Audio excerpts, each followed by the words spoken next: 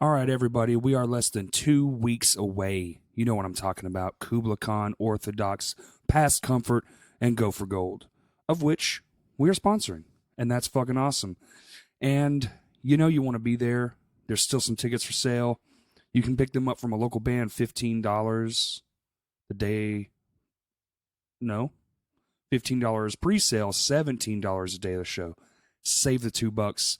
It's worth it. Hit up any of the local bands, or you can go to kublaiKhan.bpt.me. That's KUBLAIKHAN.bpt.me to pick them up online if you're just one of those online purchasers. Aren't we all these days? We're all buying everything from the internet. It's September 13th. It's less than 2 weeks out. That's Friday the 13th. You know, the day of days. I don't know what the fuck I'm saying. I just, you sit in a room alone with a microphone and just think of things to say, and I am terrible at it. But it's going to be an awesome show. I'm going to be there. There's going to be a lot of people there. Already a good amount of tickets gone. Pick yours up. Do not miss this. For real, y'all. Don't want to miss it. But on to the next thing. My guest today is Maxi Dominguez, or just Maxi. That's what everybody around here knows him as.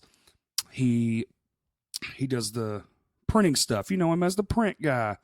Well, he's more than that.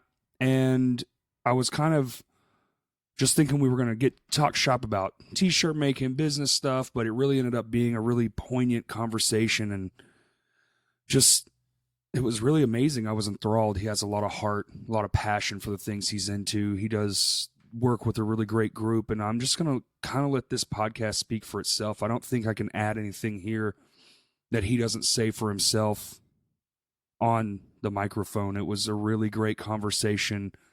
I was just in it the whole time. He's a passionate person, and it really showed. And I've hung out with him a few times in various, other places, Vinos and, the Eyes Up House, different things like that. And it was great to sit down and finally get to learn about his life. And he goes into some stuff, and it's just really great. I had an amazing time. I think you're really going to love this one.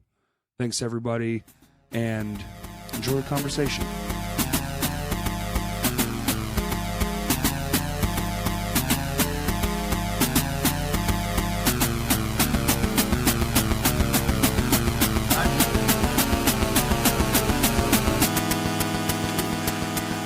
Oh, shit.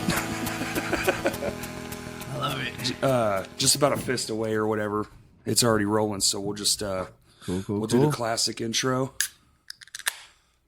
Oh yeah, Easy Tiger. We love it. It is good. First time trying it? No, I've had it before. Mexican style lager.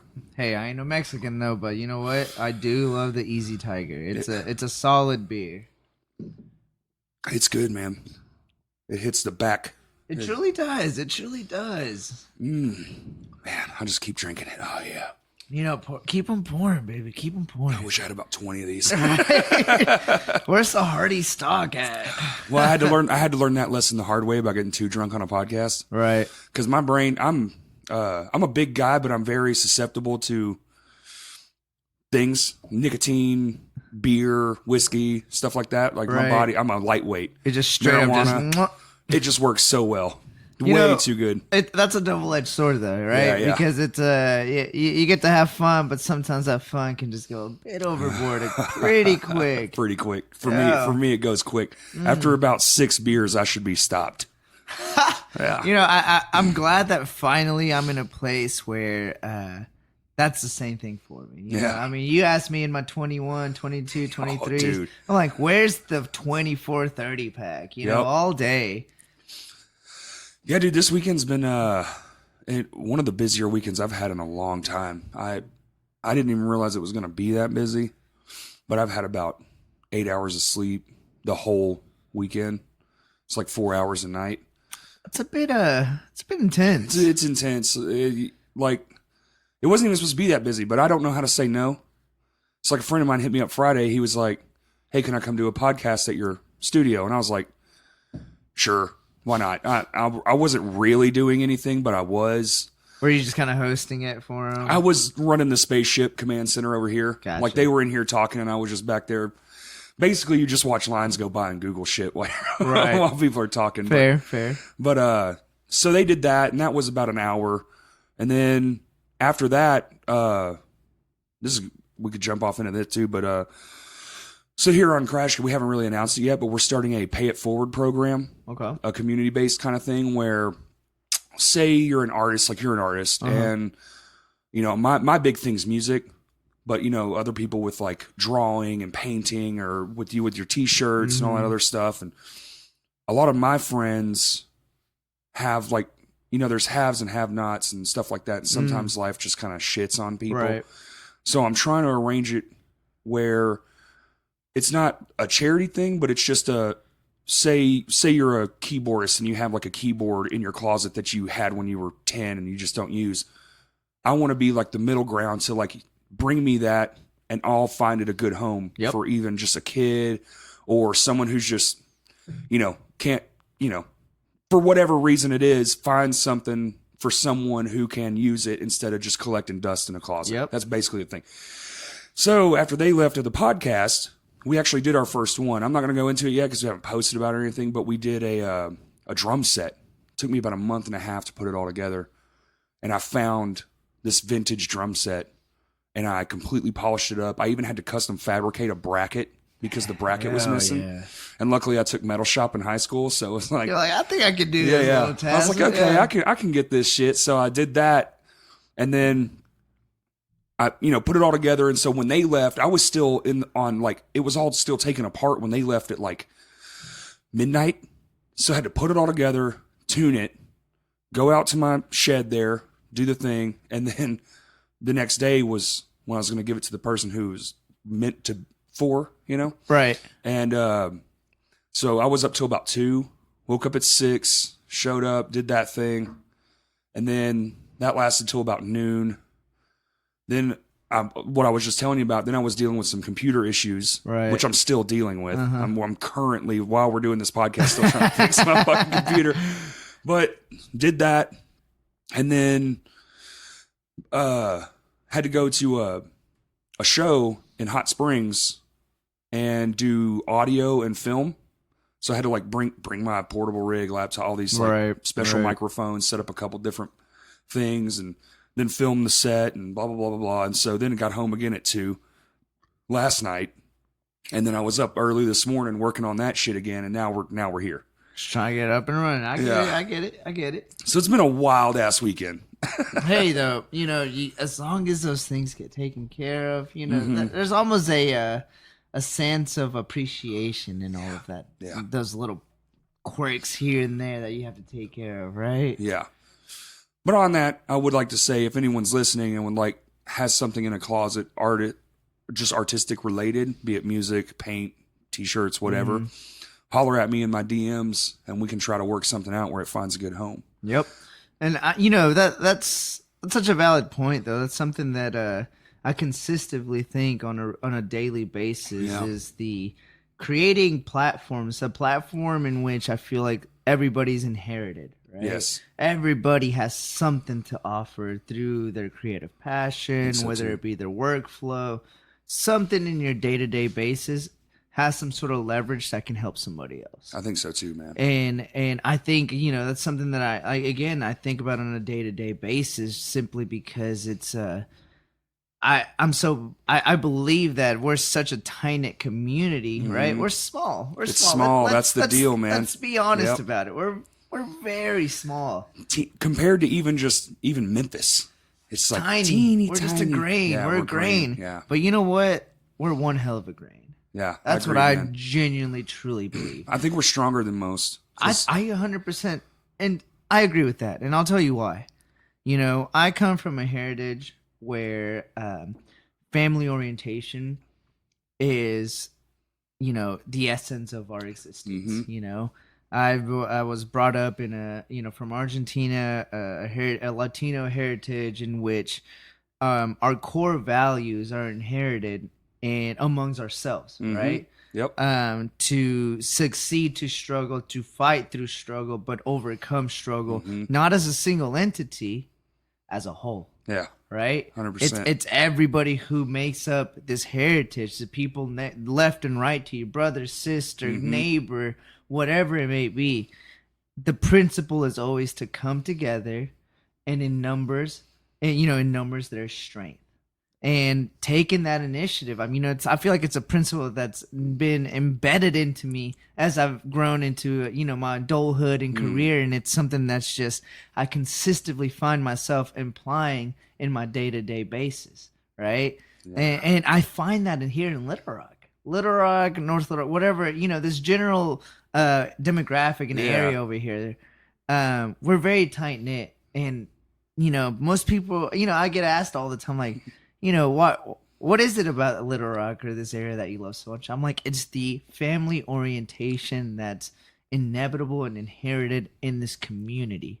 If we were, overflooded with people, whatever it might be, we might lose a little bit of that. But we're small enough to where we're still tight knit. Yep. And I find so much beauty and power in that. I mean, what do you think? I mean, think about the music scenes. I mean, look at the steps that we've gone through, man. You're preaching to the choir, man. I couldn't have said it any better than that. That was beautiful. I mean, and I've been part of the music scene, the art scene, whatever you want to call it here for a good amount of time. I moved here from Argentina when I was about 4 or 5 years old. Okay. I'm here now 20 years. 20 years. I've hit the 20-year mark, 20 plus possibly.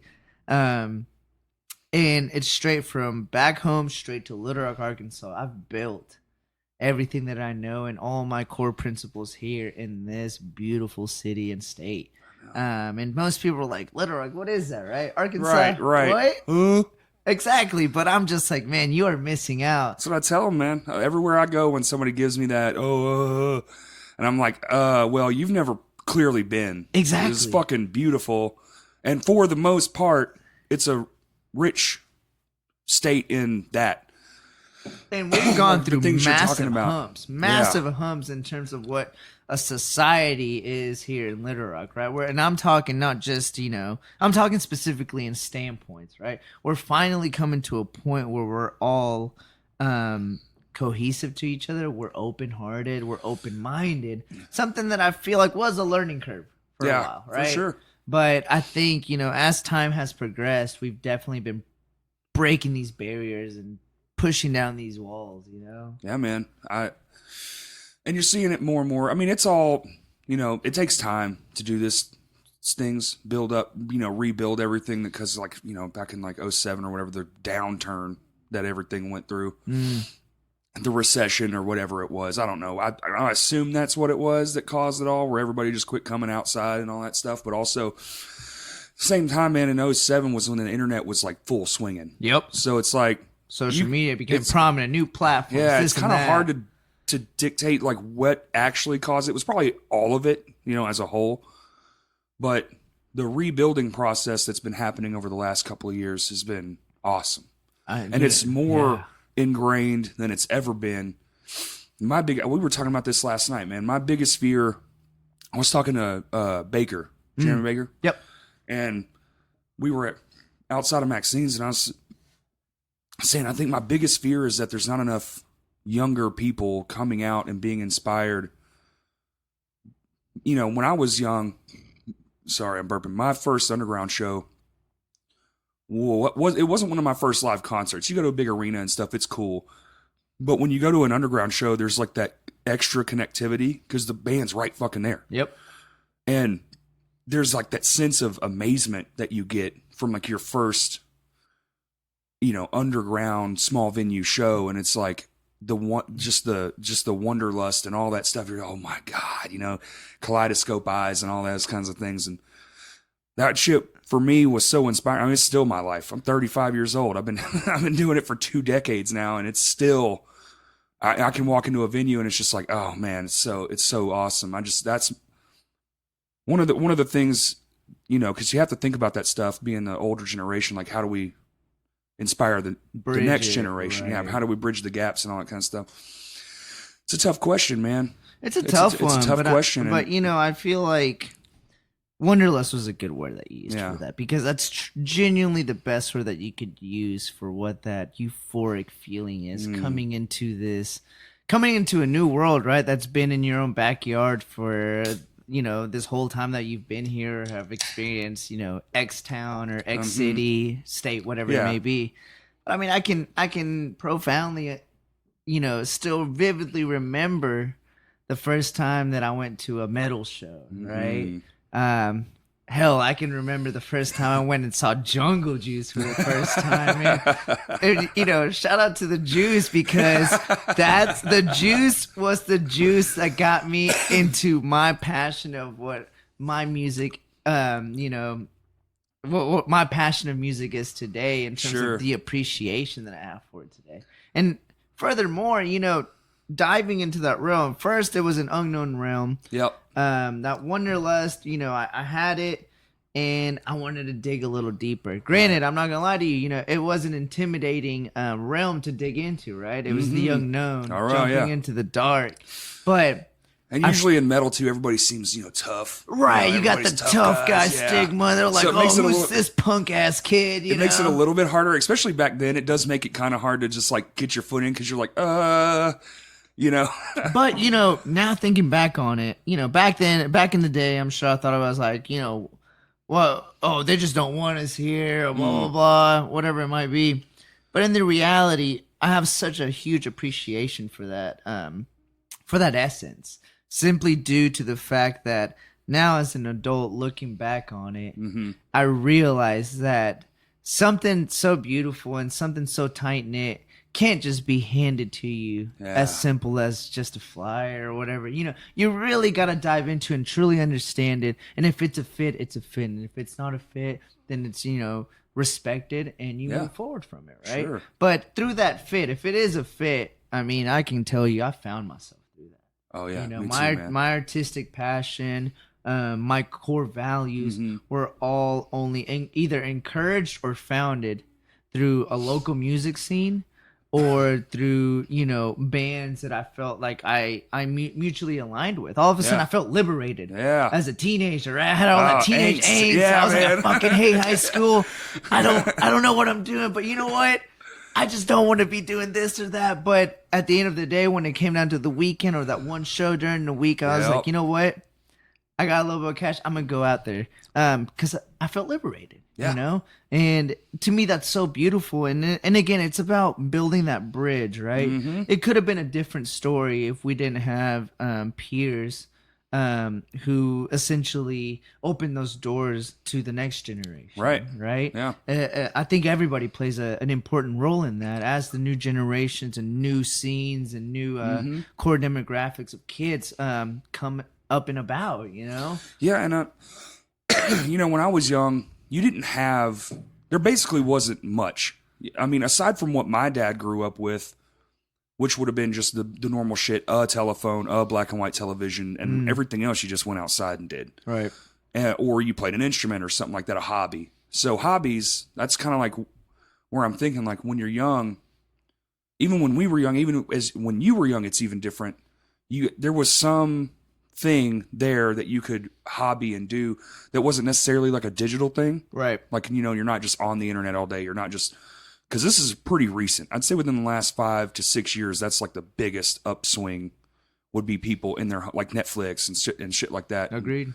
And streaming audio and all those kinds of things. You don't really get the appreciation for the amount of effort it truly takes to make something like this happen. Like like writing a song. It's a massive collaboration and effort every time. And the longer you go being a musician, the easier it does get to write, but it's still time out of your day.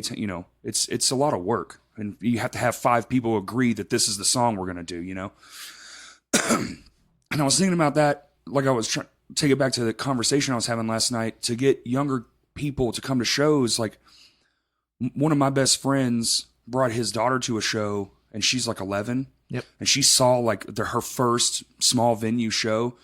And they said she wouldn't stop talking about it for like 2 days. And I was like, first off, my heart. Right. Because yeah. we were friends when we were in high school and we even played in bands together. But I I don't want to, I'm not like blaming parents or anything, and I don't know what the proper age to take a kid to a small venue is, but I think there is something to be said for that the way schools function now. Used to, when I was going to high school, anybody could just come up and hang a flyer on the bulletin board. Yeah. You can't do that shit anymore. Oh, no. And I don't know anyone. I'm too old to know somebody in high school. You know what I'm saying? And so like it's kind of like this weird thing where you almost have to function on a digital level as well. So now there's like this extra layer to try to get the youth in. And I saw you make that post the other day, and I wish there was something like that. I really admired that post where you were helping kids and you had like that bag and you were showing them how to screen print. Yeah. I'm not sure what that is. That's why I want to ask you about that. But when I saw that, I was like, we need something like that is either on a physical realm or even if it is a digital realm. How do we do that? You know, how do we keep bringing, I don't know. I'm lost for words, but it really is a concern of mine that there's not going to be enough young people interested in at least the live arts Right. in 20 years from now. And I think that's a very valid concern, simply due to that you do have to now we live in a time era where you do have to have that duality, right? Right. We no longer live in a time period and in a reality where, person-to-person interaction is the only interaction in that you get out of an engagement, right? Now we have platforms, digital platforms in which arguably have equal or more power over just a physical interaction, right? When you see somebody, you just stumble upon somebody or just have that strike of an interaction or engagement with somebody just due to complete coincidence. Now we're at a place where you can literally direct these engagements, where you can completely pinpoint a certain group or demographic and be like, I want to talk to this group of people, right? So I think we all play a role. It's a slippery slope. I mean, I call it a double-edged sword for two reasons. One, I'm a firm believer in personal engagement and being completely authentic to the core of human essence, right? Sure. And when I talk about human essence, I'm talking about completely being very open and uncensored about, personal emotions and central train of thought on whatever topic or whatever it is it might be. Now through digital, we're talking a whole different game. Yeah. Something where you have the leverage to, tweak a little thing here and there, right? But however, it's not to be disregarded. It's a prominent tool in our society. It's a prominent reality of our existence in which needs to be addressed accordingly. And I feel like we all play an important role as whether you have a platform or you're an artist or you're a leader or you have some sort of leverage in that digital community. Yes. I think it's so important to be able to have some sort of progressive input into it, because essentially through that digital platform, you're able to create a bridge. Yes. Right. For the future generation and for the generation in which we inhabit now. Right. Yeah. The people that we engage with left and right, they are always listening. They're always watching. And I think there's a beauty in that, but there's also a bit of uncomfort in that, right? A little bit, man, because it's like the bridge is turning from stone to zeros and ones. Exactly. And it's like we're in this weird thing where there's still some bricks in there. Exactly. But there's no stopping it. I'm not saying like the digital's going to overtake everything, regardless of how hard we try or whatever. It's coming. It's coming. It's already here, but it's going to be even more so later. And I will say, I think I agree with you 100% on that, and I'm all for it. I'm all for the progression of the digital society and existence that we will inhibit inevitably. I just think it got too big, too fast for our brain capacity. You nailed it. It got so big, so quick that we're still children in the digital age. Yep. We are the little infant babies that our grandkids are going to look back and go, idiots. Dude, we're the test dummies. We're the fucking test dummies. Yeah, we're in the weirdest part of human history, I feel like, possibly ever. 100%. We're going to get the worst of the worst. Yep. And we could potentially, nail on some of the best of the best. Well, but, at the end of the day, I think, we do got to embrace the fact that we do kind of play that role of the dummy. Mm-hmm. But I do find it important for, every individual who is a part of this digital society to inherit and always take acknowledgement in what the essence of our true existence is, right? I mean, we can't completely forget that we are human. Yeah. We hold emotions, and this digital society, kind of puts us on a tipping scale, right? It kind of pushes us over the edge where now we can have the ability to sway a certain way, a superficial way. Sure. If that makes any kind of sense, and I don't know. I think authenticity to me is so important. I think so too. Especially with these developing platforms that, can be essentially manipulated in one way or another or swayed. Yeah. And also it's kind of weird too to bounce off that. It's like, not only are the kids learning, but the adults too. This is like one of the weirdest things where we're all learning this system together. So we're all kind of trying to figure it out. And like you talk about authenticity, it's up to us to realize that we are kind of the dummies of this era. Yeah, exactly. As a whole. I'm talking the whole world. We're all still really stupid to this. Even the people who are making it, you can read articles about shit that goes on in Google Labs or Apple Labs and all that stuff, or even Elon, and they don't even understand what they're doing. Like they see it work, but they don't understand it. That's still how fucking new all this is. We're literally putting more out there than we can process. Yeah. Even our computers. Our goddamn computers. You're 100% right. So it's like we live in this really strange existence, and I like it, but it is kind of confusing because I'm in the weird zone for I grew up, going outside and playing in the woods, and then like computers weren't even a mainstay until I was damn near in high school already. Right. Like where everybody had one. I remember a friend of mine in high school was the first kid I knew with a computer with like a color graphic interface. Everything else before that was like green and shitty. Zeros and ones. Yeah. DOS or whatever. MS DOS. Put in the floppy disk to boot it. Eject that floppy disk. Put in the program. Arguably better days. Who knows? Honestly, it's weird. I mean, it was exciting. I think more exciting because now we just take it for granted. You pull a supercomputer out of your fucking pocket and you have all the information ever at your fingertips.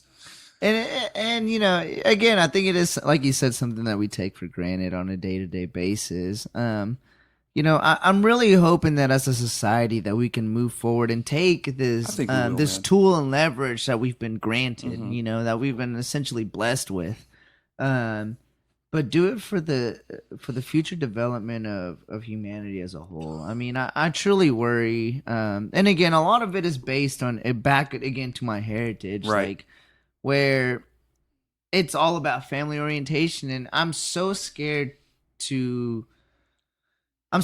the reality that we may reach to a point where we're all so disconnected and unattached, like kind of like a Ready Player One style vibe, where everyone's just in this fake world to escape the real world. Granted, I think we're kind of leaking into it a little bit, but I get the disposition on that view, but to me also, if we're coherent enough to understand, throughout human history, you see we go, and then we all learn almost collective chunks. If you look at like timelines, you can almost see in collective chunks where people just got, not smarter, but just more realizations to be made where they're like, oh, this is really fucking stupid. We should probably stop doing this. And then we move forward. And then, we didn't understand, because when you're living in the moment, it's hard to process and kind of gauge, is this right or wrong? Oh, not on everything, because there is a lot of wrong shit. I'm not saying that, but on the minute little points, the details of the matters and all those kinds of things. Like, I get that we're going to take some missteps because you have to fuck up to learn. Right. Like, that's 100%. just natural. So I think on a long enough timeline, I'm pretty positive when it comes to like the outcome of things. It's like, well, if you just give it a little bit of time, which the internet has shortened our attention spans, so we want everything instantaneously. Dude, we're all inherited with ADD. Now we are, dude. Yeah. I've got it pretty bad, but it's shit. I'm still trying to learn how to be patient. I think patience is still very much a virtue. Oh, 100%. And, just calm down, listen, watch, learn, progress. Yep. And then repeat. And I think that's right. I'm in full agreement with you. You know, again, I think that we're lucky enough to where we're you know, in a place in society where I think most of us carry that essence, Right? You know, where we can take something, analyze, and in hopes to move forward. I guess, you know, and this is probably a very far fetched thought, but you know, in the time in which technology and everything advances to such a advanced level that's beyond us, Right. you know, how far are we willing to go with that? You know, can we lose ourselves within all of that? I think we can, but Potentially, but is it something that we should fear now, or is it something that, you know, should be feared in the future? Or maybe we won't even hit that point. who knows, man? I mean, everything's delicate. You know, one good solar flare and we're all fucking dead anyway. So it's like, or one missed asteroid. You know, there's so many things that are just like on a bigger level. It's kind of like the nihilist approach. On the bigger level, what does it all matter anyway? Because anything literally at any second could happen and the whole world could just disappear. And, you know, that's something that I feel like that's a train of thought that I feel like are really heavily embedded and coded into my day-to-day life in the past couple of years. I think I've really come in tune with the fact that we ain't shit. We're we're a little speck of existence, right? The Carl Sagan speech, The Pale Blue Dot, is probably one of my favorite speeches. Like, I don't know if it was a speech or whatever, but it's just a thing he said. And we actually use it in My Hands to War's opening. Every time we play, we have like a big open sample or whatever. And it's that speech put to music that I made on my iPad. which is great though. I mean, and I love that. I love that simply because, again, My Hands to War is one of those bands that when I got into the music scene, you guys were one of the first people that, you know, I came into contact with and I got inspired. I was like, this is awesome, right? But you guys utilized that band you guys created and that method of art and belief into and incorporate some sort of positivity into it, right? Try to, man. I mean, we did start out with like heavy Christian core beliefs, but we weren't like, we were just like, let's do better, let's help others, that kind of thing. So then when we turn into kind of like, I like to call us a humanitarian band. I like that.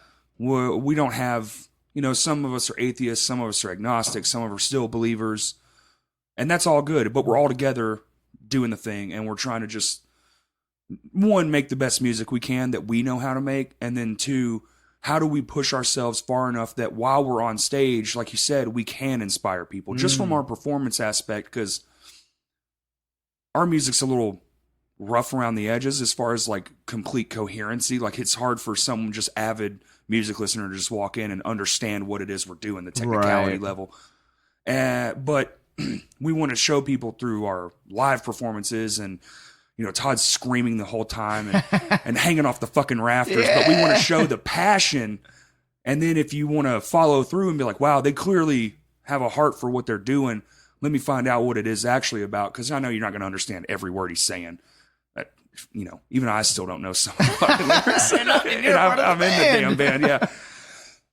But I think as long as you really give a fuck and and it shows that you give a fuck and you try like you give a fuck, it's going to show. People will respect that and respond to it accordingly. And you know, you're not going to win everybody, but that's life. You're not supposed to. You know? Exactly. No. You know, if we were all buddy, I don't know how it would be. I don't know if that's the perfect world or whatever, but you know, I'm good with people who are like, you suck. And I'm like, okay. I need that. Yeah. Right. Feed me that. It fuels me. If you're going to say it though, at least tell me why. Exactly. Yeah. Right. We'll give you the opportunity to cast a little bit of light onto that. Right. But taking that into, you know, an analogy behind that is something that I firmly believe in, right?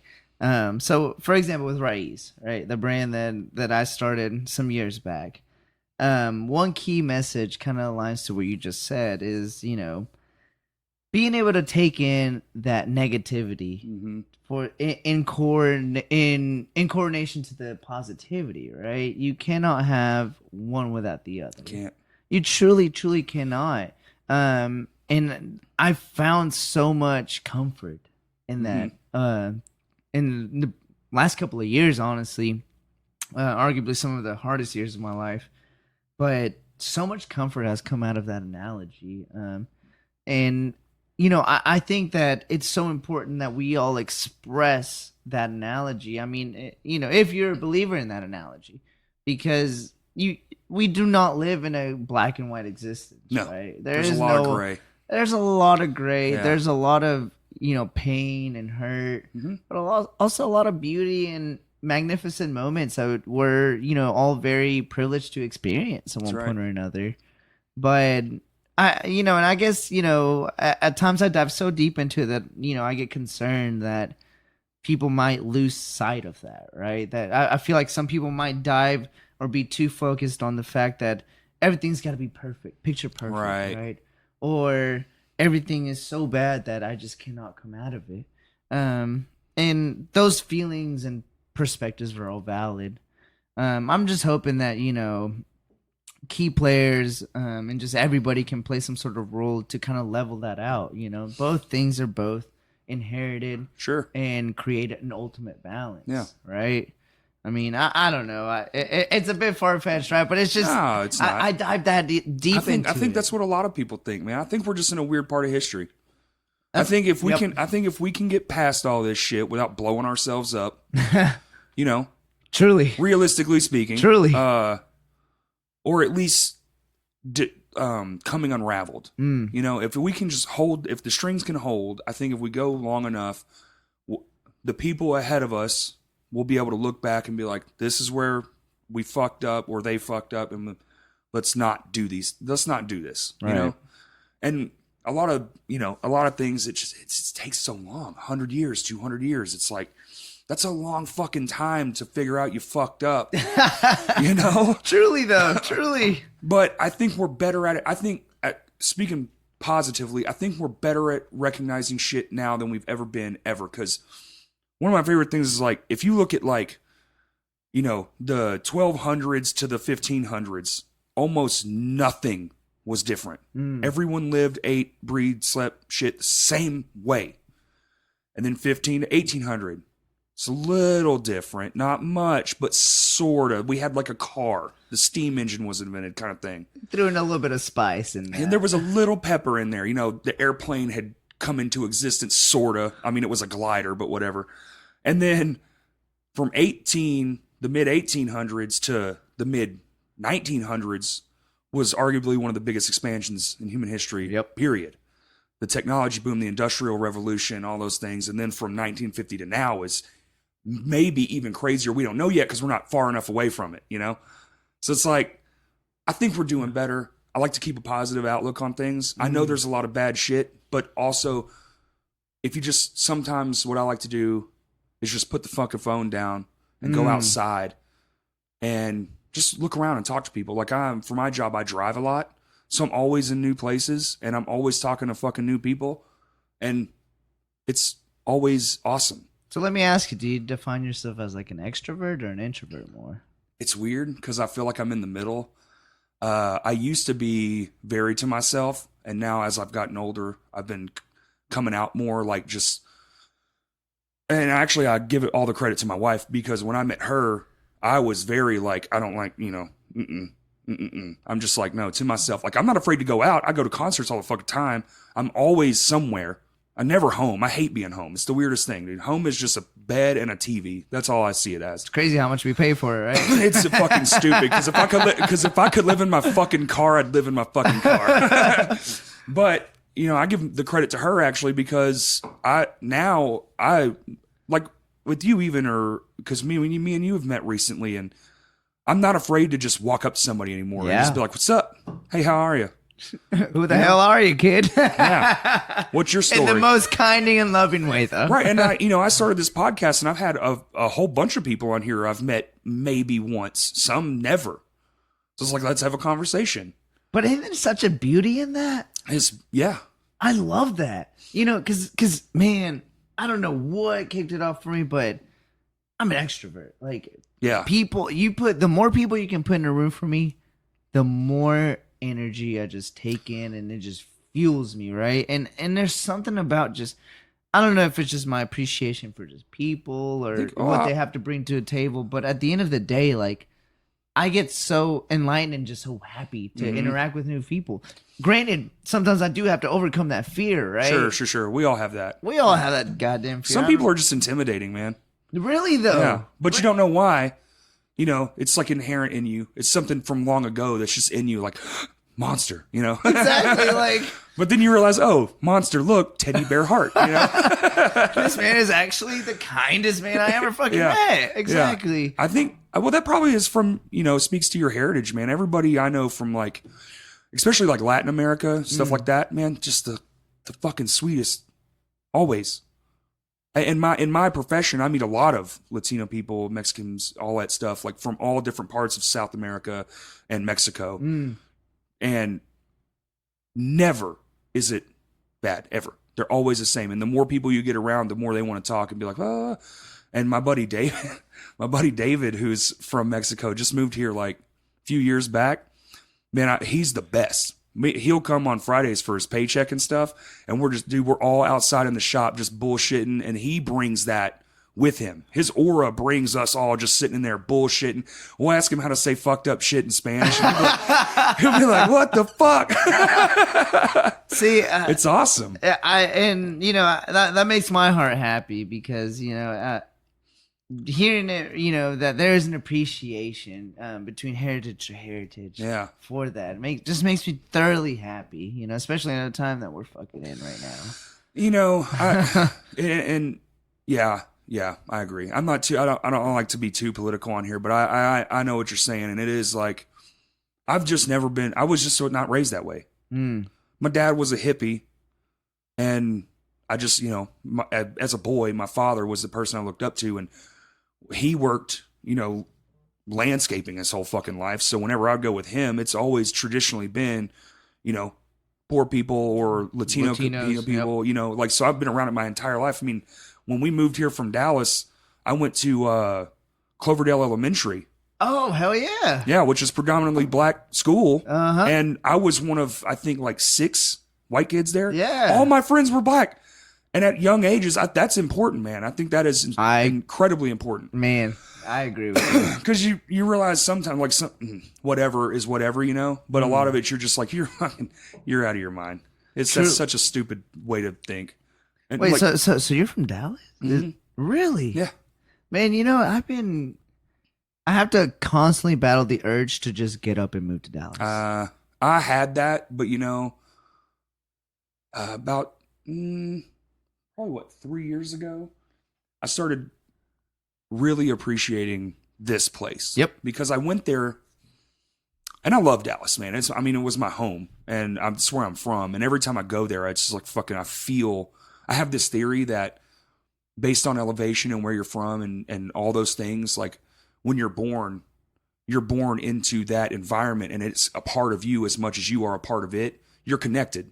It's kind of like a very Indian look at the world. Let me pause you there for a second, though. Hold on. It almost sounds like you're diving into some astrology. So there. when I go there, I always feel home. And no matter how much it changes, no matter what it does, but it's like the elevation and the pitch and whatever it is. Yeah, it could be astrology, whatever. I don't know. You know, fuck, dude. I believe that we're all connected in some way. Energy, baby. Energy. I'm a huge energy believer. Yes, and, sir.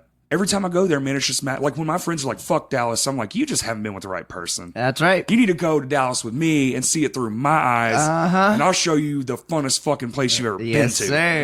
Yeah. And see, you know, I actually, what built my love for Dallas was a couple years back. I did a pop-up shop for us. What was it called? Like South by So What? Mm-hmm. You know what I'm talking about? Oh, hell yeah. So I think actually Kurt presented me this, and he was like, hey, dude, like, this is a cool festival. Like, I don't know a whole lot about it, but this could be something cool that, you know, you could go with Raiz, right? So I was like, yeah, this looks awesome. So we actually went and, you know, took on the event. Man, that's what built up my love for it. Mm-hmm. The people were great. Yeah. They thought what we were doing were cool. We were fucking strangers, right? We just came to their turf. We were like, hey, you know, this is what we're doing. They're like, oh, hell yeah, that's cool, right? But I just felt so aligned with that culture. And I actually just, I was in Deep Ellum last Tuesday. There you go. Actually.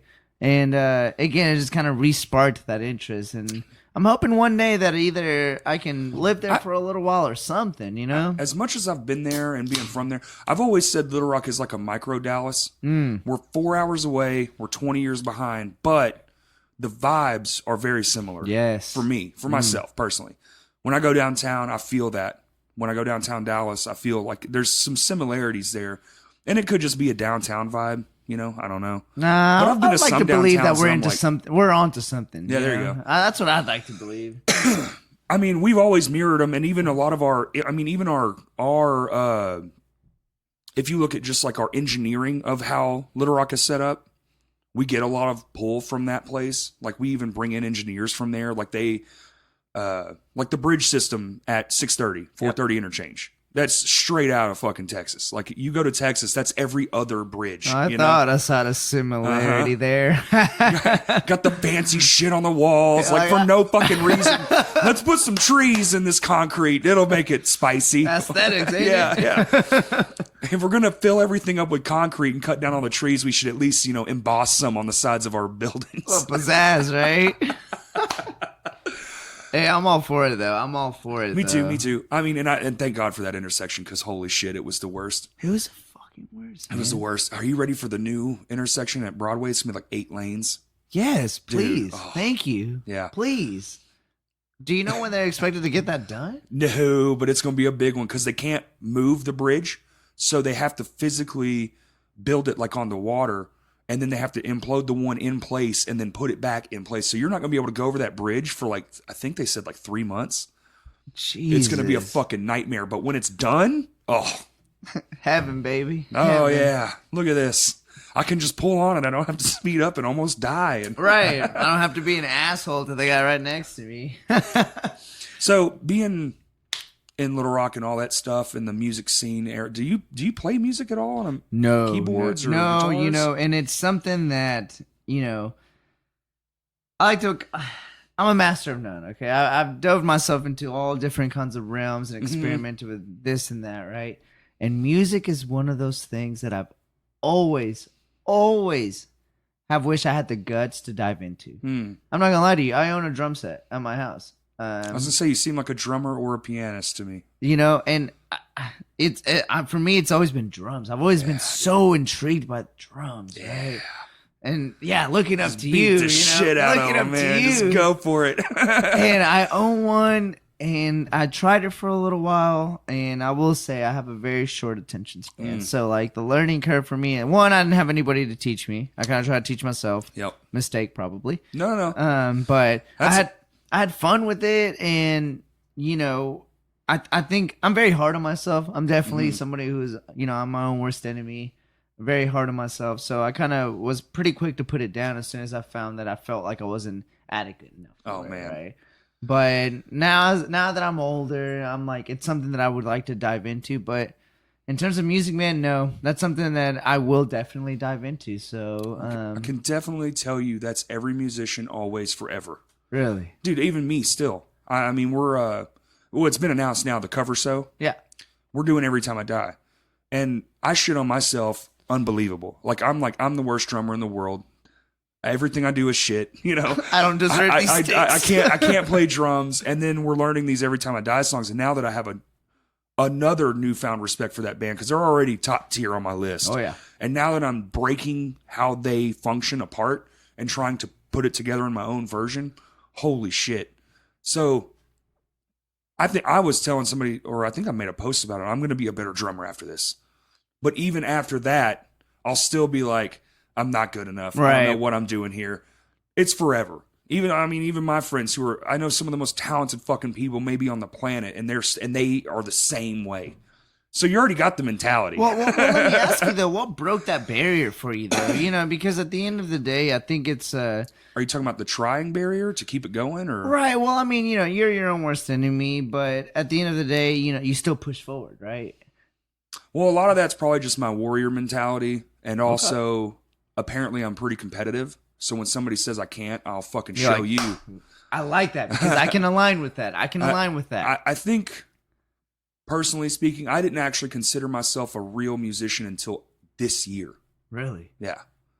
I crossed some sort of, I call them aha moments.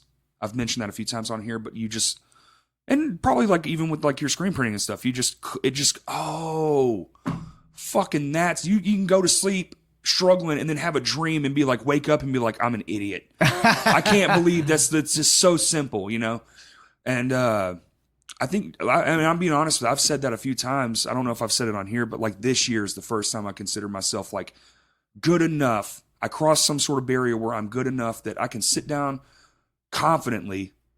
I know I'm going to do good now and still like perform, put all my pieces together, do what I have to do to make the show or the song, whatever it is, if I'm writing. And I'm confident in my own abilities for the first time ever as a drummer. Guitar player, that's another thing. I'm not there yet with guitar. But I can see you putting in the groundwork for it, though. Right? Yeah, that was actually a goal of mine this year. I guess a New Year's resolution. I felt real stagnant. I felt like I've been doing the same shit musically for too long, years. I've been like, I'm just doing the same shit over and over in different ways, like, you know. And so I just was like, all right, this year I'm going to get better, and I'd say it's been working out. I think if you change your mind and then work towards it. It's all mindset. Yeah, it's right? all mindset. It's all mindset. And again, you know. But I've been playing for 20 years and I'm just now confident. But again, and then, like you said, though, it is a developing mindset, right? Sometimes you just got to tweak that one little thing and make you a little uncomfortable, right? That's I'm right, sure you man. felt hell uncomfortable, right? Dude, with these ETID songs, I'm the most uncomfortable I've ever been because I'm not Legs Legger. I'm not Daniel Davidson. I'm not all these people. I'm not Goose. I'm not any of these guys. Their fucking level is way up in the stratosphere, and I feel like I'm down here on the floor. And I'm just like, maybe. I can try. but we're breaking these songs. Dude, we already have a handful of these songs done, learned, in the bag. We got a few more to go, and then we're just going to be playing the set over and over again until the show. Right. You know, as a band would for practice. Right. So it's like, that's what I'm saying. Like I had such little confidence that we could even pull it off. And we started running the songs 3 weeks ago. So the first song we started learning, we just learned the bits. Like we would stop and learn the parts, no transitions. And then the second practice, we were sticking 3 songs together. The third practice, we had all 3 down and we're working on a 4th one. And that's only 3 practices. But you see, that's only 3 weeks. You're thinking like, wow, that's quick. But in my brain, I'm like, like after the first practice, I was like, we're never going to do this. So it was like instantaneously shitting on myself. But let me ask you this, you know, and this is something that I feel like I've been thinking about a whole lot. Do you feel like because the ambiance of a band is a collective? Oh yeah, sure. Right? Do you think that helps in that drive? Oh yeah. I figure, you know, and that's something that I feel like I've been finding within myself a lot lately. Well, we were talking about it. There's beauty in struggle. And when you're all struggling together, it's the same thing with people who were in the war together or something like that. Or you go through something tragic like a car crash. Yep. You're connected. There's something in that connects you.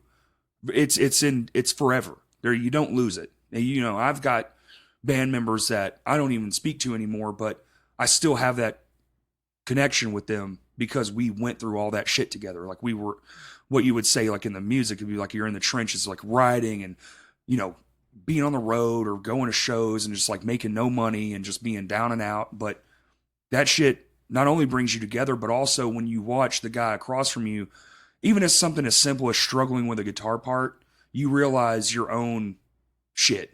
Yeah. You're like, oh, he's struggling too. Oh, like, okay, this is tough, but we can do this. Yeah, this is part. Yes. Right here. Yeah. Gotta dance. I think that's, I mean, without that, if it was just easy, man, I feel like we'd be shitty. Like you see those cocky musicians and then you watch them play and it's a lifeless performance. Yep. It's like, wow, you hit every note, but you also stood 1,000% still. And there was a look of just, I don't even want to be here on your face. Fuck off with you, you know? And I hate that. I hate it too. I hate that. No heart, you know? No heart, no authenticity. Mm-hmm. I'm always go back to that word, man. It's always about being authentic, right? How can you connect to people on an eye-to-eye level, on an authentic, humane level?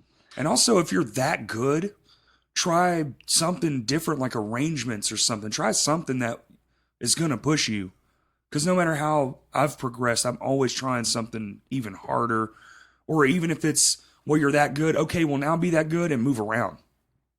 Perform that well. Maybe that's the next thing. Make it look cute. Yeah. If you've beaten all the struggle out of your ability, add some struggle to your ability and find a new heart for it. Like, oh, wow, that is hard. I can't do a backflip and play this arpeggio. Well, keep doing it until you can do a backflip. Got to present that challenge for yourself. Yeah. No, but, going back to the music thing, it's something that I feel like has developed. Mm-hmm. Music has played a big part in terms of what I do with my creative ventures. Oh, yeah. Specifically hardcore. Hardcore is something that's, inevitably played a big role in my life on a day-to-day basis, whether it be extremely personal or whether it be creative. Sure. I've literally been able to find myself through music. And granted, that's coming from somebody who does not play music, who's just a simple person who appreciates music to its full extent. But music is art. Yes. And I find so much, and I find the connection just as simple as that. Yep. I am an artist. Music is art. It is like two languages coming together and meshing into one, and things all of a sudden just make sense. That's a good segue to what I wanted to talk about also is there's this new thing going on. You see it. It's around. It's in the atmosphere. These shows. There's a few bands out there, more than a few now. It's actually catching on, which I'm like super stoked about, where we're taking the live concert experience and we're adding to it. So now we have vendors at shows and now we're doing these community, it's almost festival-ish, but on a small scale, single night, 4-band performance. Mm-hmm. And I've really been enjoying the collaboration with, companies and stuff like that. And because now you're adding to your reach. Yep. So before, when it was just the 4 bands, it's just the 4 bands. But now we have Maxi at Roseco, and we're gonna come set up a booth, and then you're gonna promote the flyer too. So now your audience sees, oh shit, I can just go up here and hang out, and you'll be there running your booth, and I'm watching the bands, and it's all still the same price. And you're selling your merch, and we're selling our merch, and everyone's like right there together.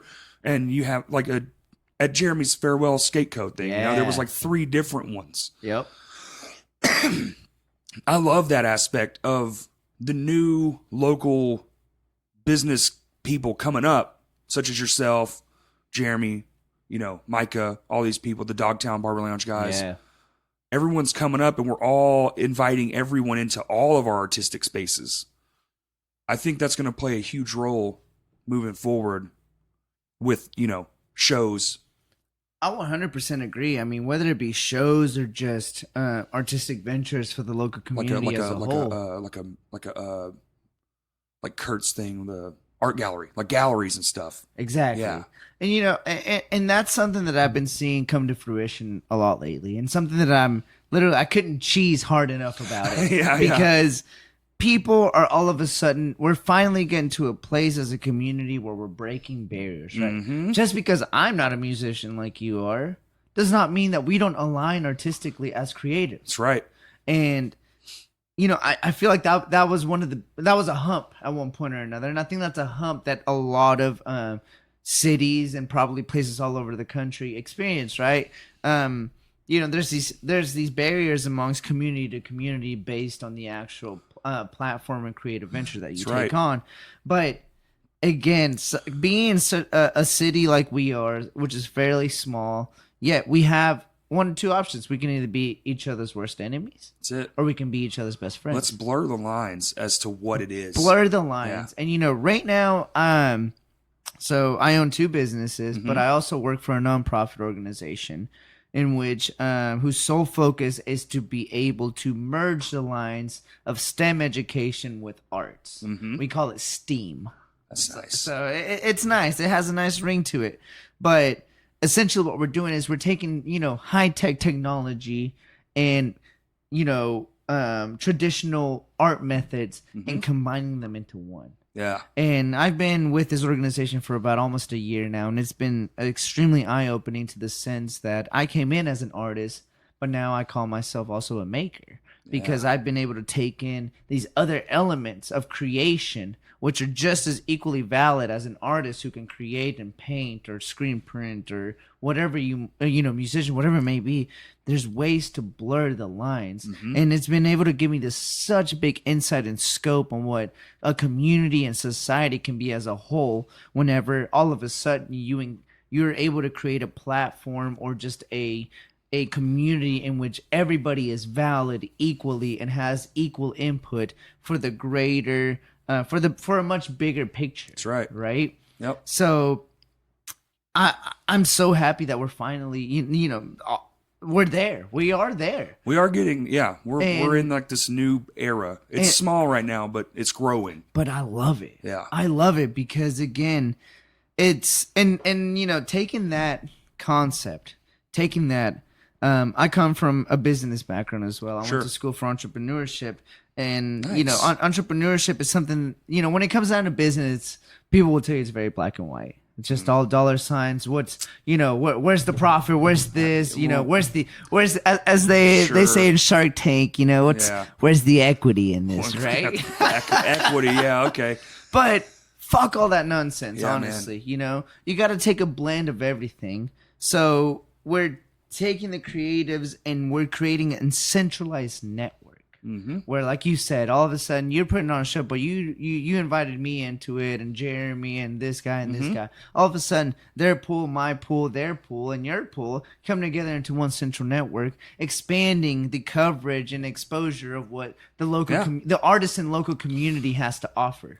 Yeah, and I think that's beautiful, right? Because we're the big picture. We make up the city, right? That's it. And when you walk in, and I'm sure as it progresses and changes, I'd like to see it to where you don't even know what you're even there to see. Exactly. It's all so good that it's just like a little bit of everything. It's almost like every show is going to be almost convention-esque. Like, sorry, like you're going to you'll have like these booths, and I could even see venues incorporating like ends of venues, like especially like it would work better on a bigger scale, because you would have more room to have such thing. Like at Vino's, it's kind of hard because you have to condense everything, but it's still, you start small, aim high, and eventually you'll be there.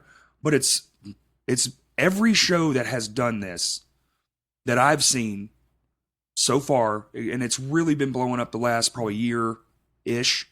This is when we've really seen a big upswing in these collaborative efforts. And it's the shows. I've been to most of them. I haven't made them to them all, which, forgive me, but I can't go to all the shows. But everyone I've been to or even seen pictures from, they are bigger.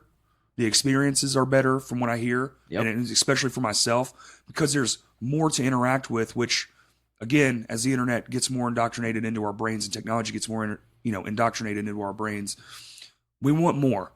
Always. So when I go to somewhere and I walk in and it's like, there's Maxi in his booth, and there's Jeremy in his skate booth, and I've got all this new shit to look at, and I might pick up a shirt or a koozie or something. It's just like $5 or $10 or $15, whatever it is. But it's more so for myself, the interaction of it. Yes. And then I hang out with you guys and I'm watching the thing, and then I go over here and I'm watching this band and they're kicking ass. So I get this performance too, and I pay to get in the door, and everybody's having fun, but it's also this business expansion, this new way to do shit, and it's fantastic.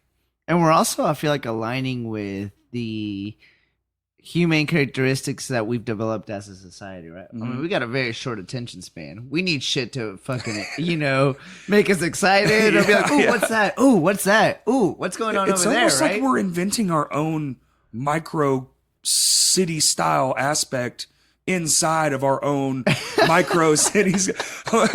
You know what I'm saying? It's 100%. Like that episode of Rick and Morty where he invents a battery that's propelled by a civilization, and then they invent a battery that's propelled. So you have a city inside a city inside a city, and they're all producing power for the next one. It's kind of hilarious, really. It's hilarious, but God damn it, that's where we're at, and I love it. I love it because there's power in that. And again, being a small city, it's plays such a crucial component for the development of our city as a whole. Well, because we're still small enough that when we grow, if we grow correctly, we can be one of the best cities in America. I think we are. Goddamn it. I think so too, personally Fight speaking. me for it. I don't give a fuck. I really think so. I love this place. I'll probably die in this place. I ain't going nowhere, man.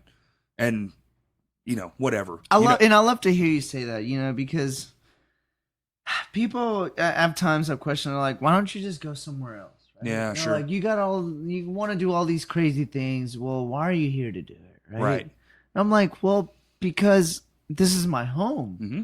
And I know these people, and these people, I know for a fact, actually, I have relationships with these people, and I see a future with these people. Mm-hmm. My struggles and, everything I've created was not just out of a fucking snap or out of a fucking blue or a train of thought that just I woke up with one day. Right. It's been developed Mm-hmm. with me by these people by my side, Mm-hmm. And going back, like everything that I do again it comes inherited from all different experiences and demographics that I've been involved, whether it be the music scene. Not a musician, but god damn it, that shaped my life and given me some of the most comfort that I think I will ever experience in my life. I owe so much to the local music scene. But also the skateboarding scene, man. I was born and raised in the skateboarding scene. Coming from a Latino heritage, you are force fed to be a soccer player. Right. And you know what? I was a soccer player for a long, long time, my friend. But as soon as I got into high school and middle school, my world changed. Right? Mm-hmm. I started being exposed to different people, different cultures, different people with different interests, and skateboarding was one of those first things that really caught me, right? Yep. I remember going into 6th grade and seeing some of the 8th grader kids fucking holding skateboards and shit in fucking middle school, right? And I was like, what the hell is that? What are they carrying, right? Yeah. And then at lunchtime, I'd see them and they'd be fucking trying to ollie or 180 the motherfucker. Do a kickflip down the stupid little 5-stair that we had at our school. Teachers would come and fucking get onto them. And I would experience and see all of this from an outsider standpoint, right? But I was intrigued. Oh, yeah. I was like, why is it that they're so not okay with this, right? Why are these adults like trying to stop and put a halt at what these kids are doing when they seem they're having fun? And dug into and learned about skateboarding. Isn't that the weirdest shit? It's just a board with 4 wheels. And for some reason, people fucking hate.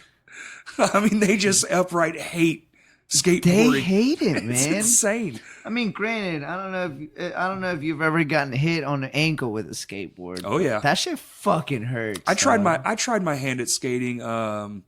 Bit not my thing. I love it, and I was fucking hella into it, but I just could never. I think the most I ever did was a manual. Oh yeah, for like about 2 feet. And then I was just like, I just don't think this is my thing. This is my X Games. I'm done. Yeah. Thank you. Good night. We love it. No, we love it. But again, it's just these little, cultures, subcultures that have developed me to who I am. And skateboarding and the music scene were one of those. Yeah. It's I owe everything to them. They go hand in hand too, really. They really do. They truly, truly do.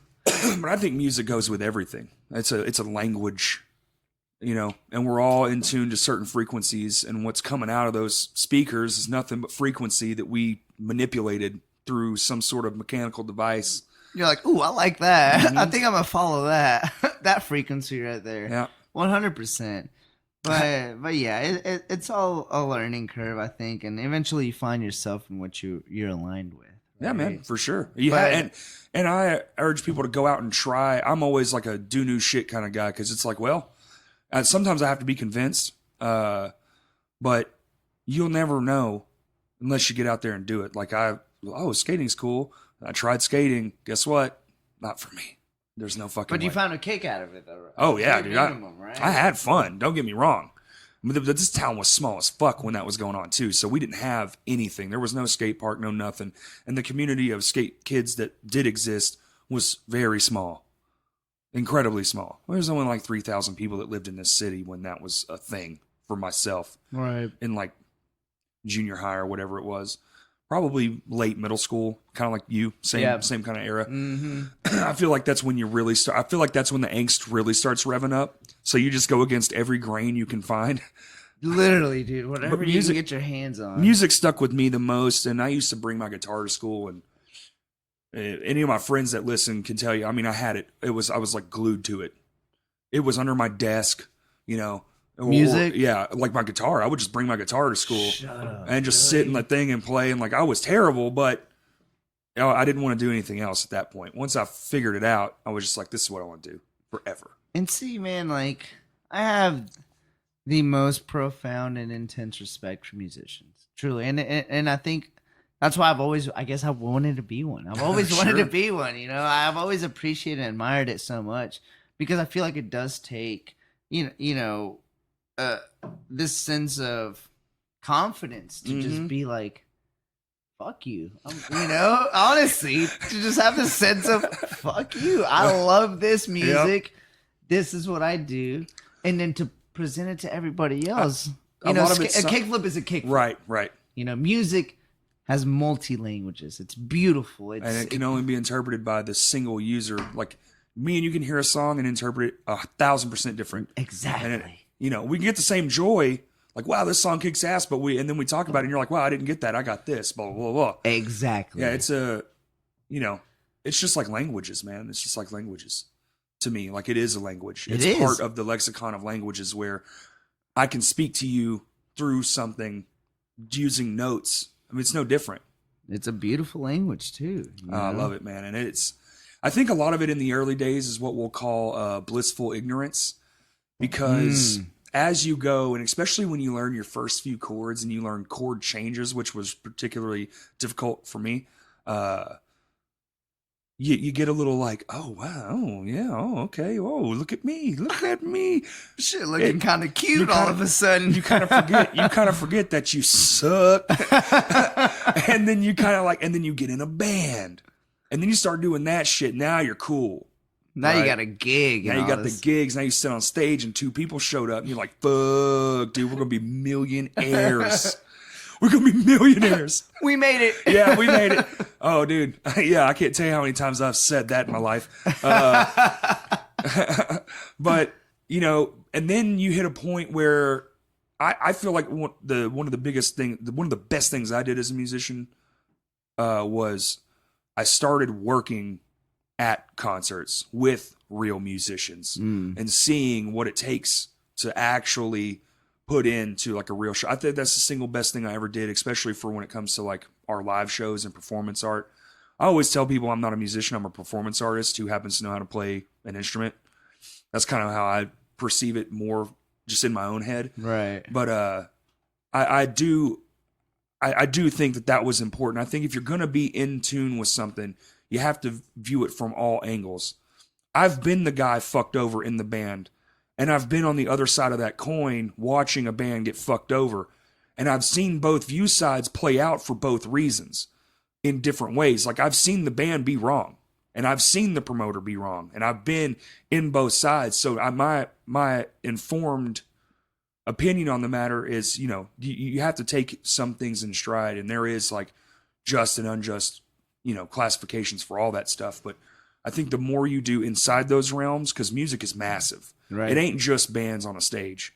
Definitely. It's every single person that comes in. It's every musician that's involved. It's every single worker that's involved. The sound guy, even down to the last guy pushing the broom for all the garbage you couldn't help not throw away and just dropped.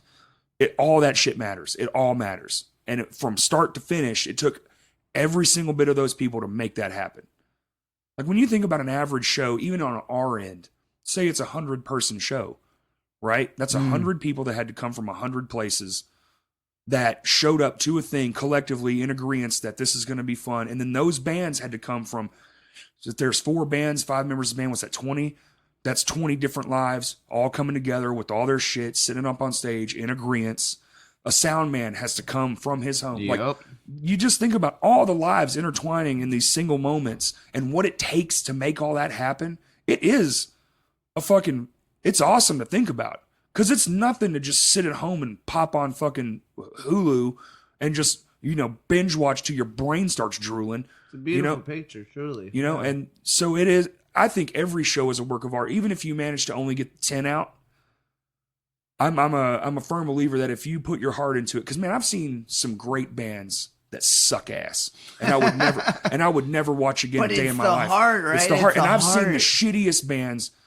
It's like show number 2, but you see that specialness in them. It's like, all right, I want to see show 30, because when I come back, I know for a fact this is going to be so much better. I saw the second try. Let's see the 30th try. Let's see that heart take hold and like those skills improve and all that kind of shit.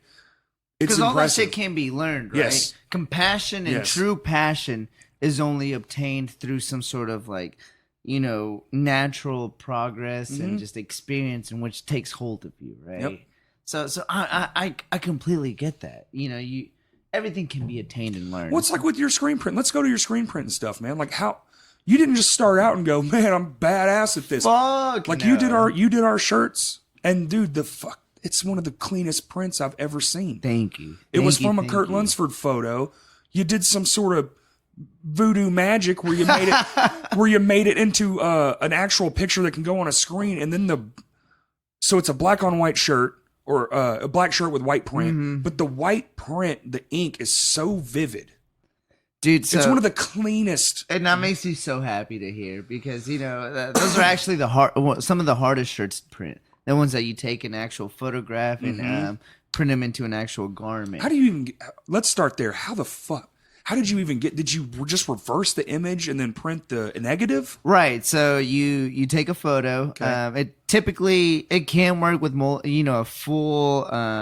a full colored photo. Sure. But if you're going just black and white, you have to invert the photo and then actually create it into an outline.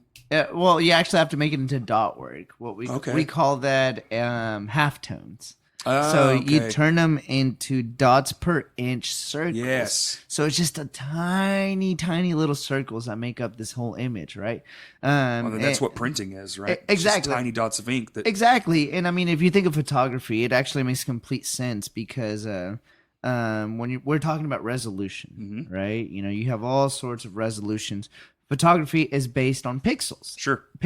Photos are just a bunch of tiny little squares that make up a big image. Well, what we do is we take that photo and then we take it to a central size in which the client or, creative wants it printed at a certain size.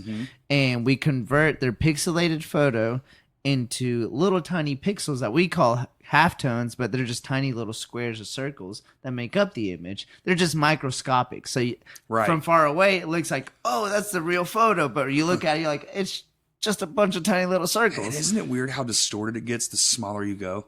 Yeah, and I love it, honestly. I used to work in large format printing. Really? Uh-huh. We did billboards and signs and road signs and all kinds of crazy shit. But I had to learn about all that stuff. And I was like, I'd never in a million years... You see a print head, it feels like smooth metal. Yeah. And then if you put it under a microscope, there's 10,000 little dots in there. And that thing is telling that thing how much ink to force out on a little circle.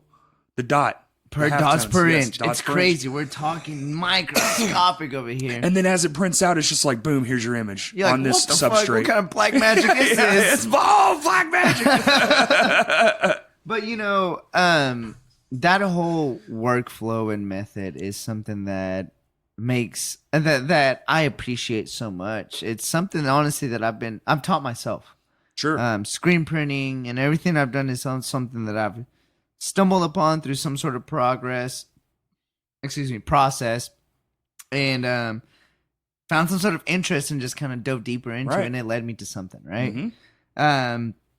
So in terms of screen printing, I mean, screen print. I landed on Wicked Rose. Wicked Rose is the screen printing company. That's it, Wicked Rose. Sorry, I said Rose, I think, earlier. No. That's the thing. I overuse roses a lot, man. I have two businesses, and they're all Rose this or Rose that. That's all right. So Wicked Rose is my printing business, and it was honestly established because of my original project that I started, which was Raiz.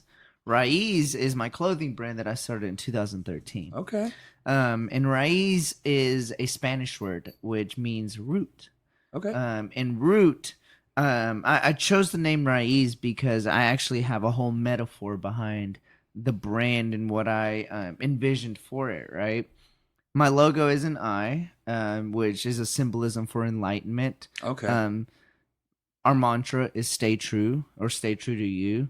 Now, it digs deeper than that, right? Sure. I can be like, hey, just stay true to you. But through the process of staying true, you actually have to be open-minded. You have to be able to see the world with clear eyes. You have to be able to be receptive to the good and the bad. Not just the good, not just the bad, but both, to get a full, clear picture. So that's why Raiz, people ask, like, why do you have the eye logo? Well, it's a symbolism of enlightenment in which indicates to being staying true, which means that you have to be open-minded and be enlightened, right? It's an icon for enlightenment.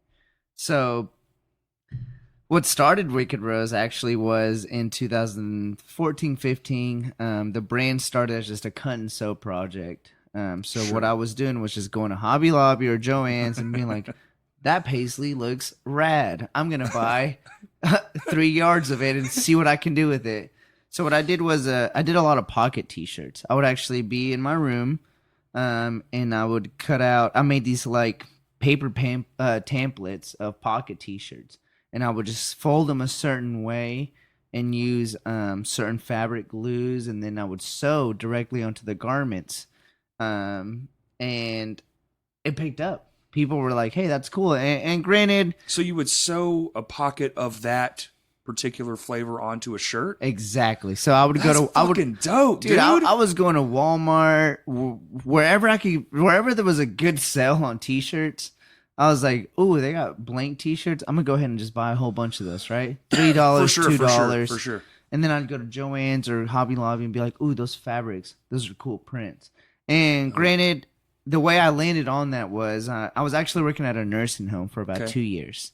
I think I was about 17 to about 18, close to 19. I was working at a nursing home. It was great work. It really opened up my eyes, specifically to the elderly. Sure, and it really put a soft spot for the elderly. I have a big soft spot for the elderly. Somebody... Dude, I commend you on that because I had to do some flooring in one time, dude. It took about a month to refloor one of them. Fucking, the amount of work and effort you see like everybody going through just for a single day of making sure these people are, the best they can be. And just, oh my God, dude. Mad respect for that job. It was a tough one. And, I was a kitchen worker. My job was to be a server to the elderly at this. It's just an important job, man. You're feeding dude, yeah, I had to know people a day. I had to know their allergies. 3 meals a day. I had to make sure they were fed. Make sure they actually eat the food and don't hide it because they do that a lot. And granted, look, I'll be honest with you. A lot of them weren't too happy with me just because of the complexion of my skin. They were like, "Hey, boy, who are you?" I was like, "Hey, I love you, and I just want you to be taken care of, right?" So, it was hard work at the end of the day because after 2 years, I couldn't deal with it to the sense that the nurses and the people involved, I just felt they weren't full-heartedly there, right? They more weren't of a job than there for right. It was just a drag. It's a paycheck. It was a paycheck, and I was like, these are real people. That's the problem with those kind of professions, man. There should be. We can always say there should be, but I don't know that there's any way to have some sort of how much do you actually care test. Because, I wish there was. Because we can fake it. We're really good at faking it. We're so good at being fake. I'm a professional faker. I get on stage and I am faking the shit out of being decent.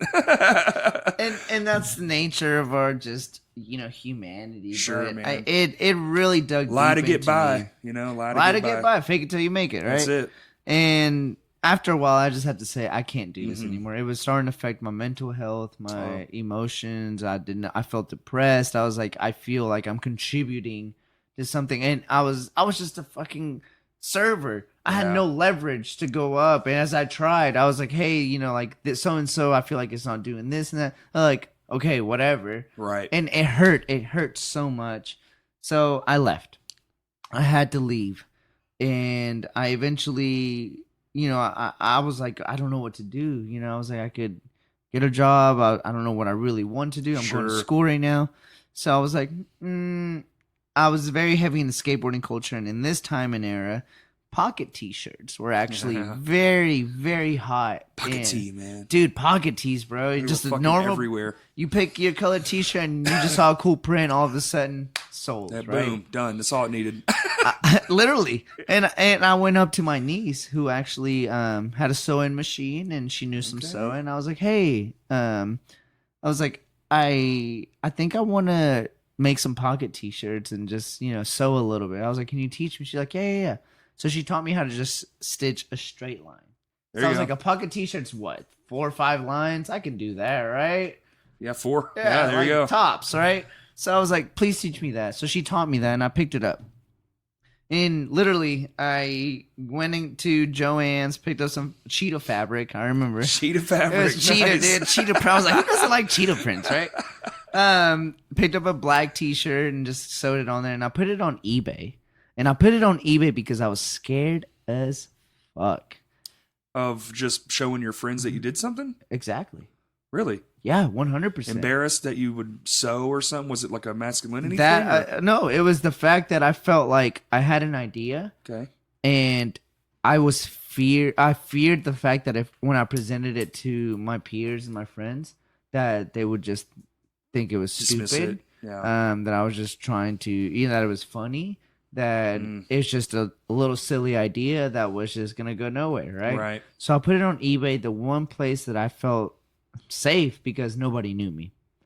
So within about a month, couple weeks, I had my first sale. The first t-shirt that I sold was on eBay for $17. This kid in Virginia. There you go. He was like, hey, I like that t-shirt you have with the cheetah print. He's like, but could you actually do it on a v-neck for me? And he's like, I'll buy one. I was like, yes, of course. At this point I was like, this is my first fucking sale. I will do whatever you want me to do, sir. Oh, yes. Say yes $17, Oh, please. It cost me $19 to ship it? Yeah. Exactly. So I did it. And I shipped it out to him, and he, reviewed me back. I was like, hey, great t-shirt. Loved it. Blah, blah, blah. Awesome. That was the one. That's all I needed. A spark, exactly. And I was like, you know what? Fuck it. If one kid can support me out there in Virginia, then maybe somebody here can. So I made an account, and I spent countless hours trying to develop a concept logo for Raiz. Originally, it was actually just a seed with a bunch of roots because Raiz means root. Right. So I was trying to incorporate that, and it just didn't make sense. Hey, man, trust me. I've had to make a few logos in my life. It's This so shit is hard, It's so man. dumb. It's dumb and it's hard. I have friends who are so good at it, and I'm like, how the fuck? I'm struggling right now, dude. I'm supposed to be making a flyer, and I have this idea in my head, and it does not translate. And everyone's just like, just ditch it. And I'm like, what? What else am I gonna do? It's literally all I got. Yeah. So yeah. Eventually, I went ahead and put it out there into my local community, and they were receptive. They were very the community was very receptive. They were like, this is cool, and I had it to a way where it was custom, right?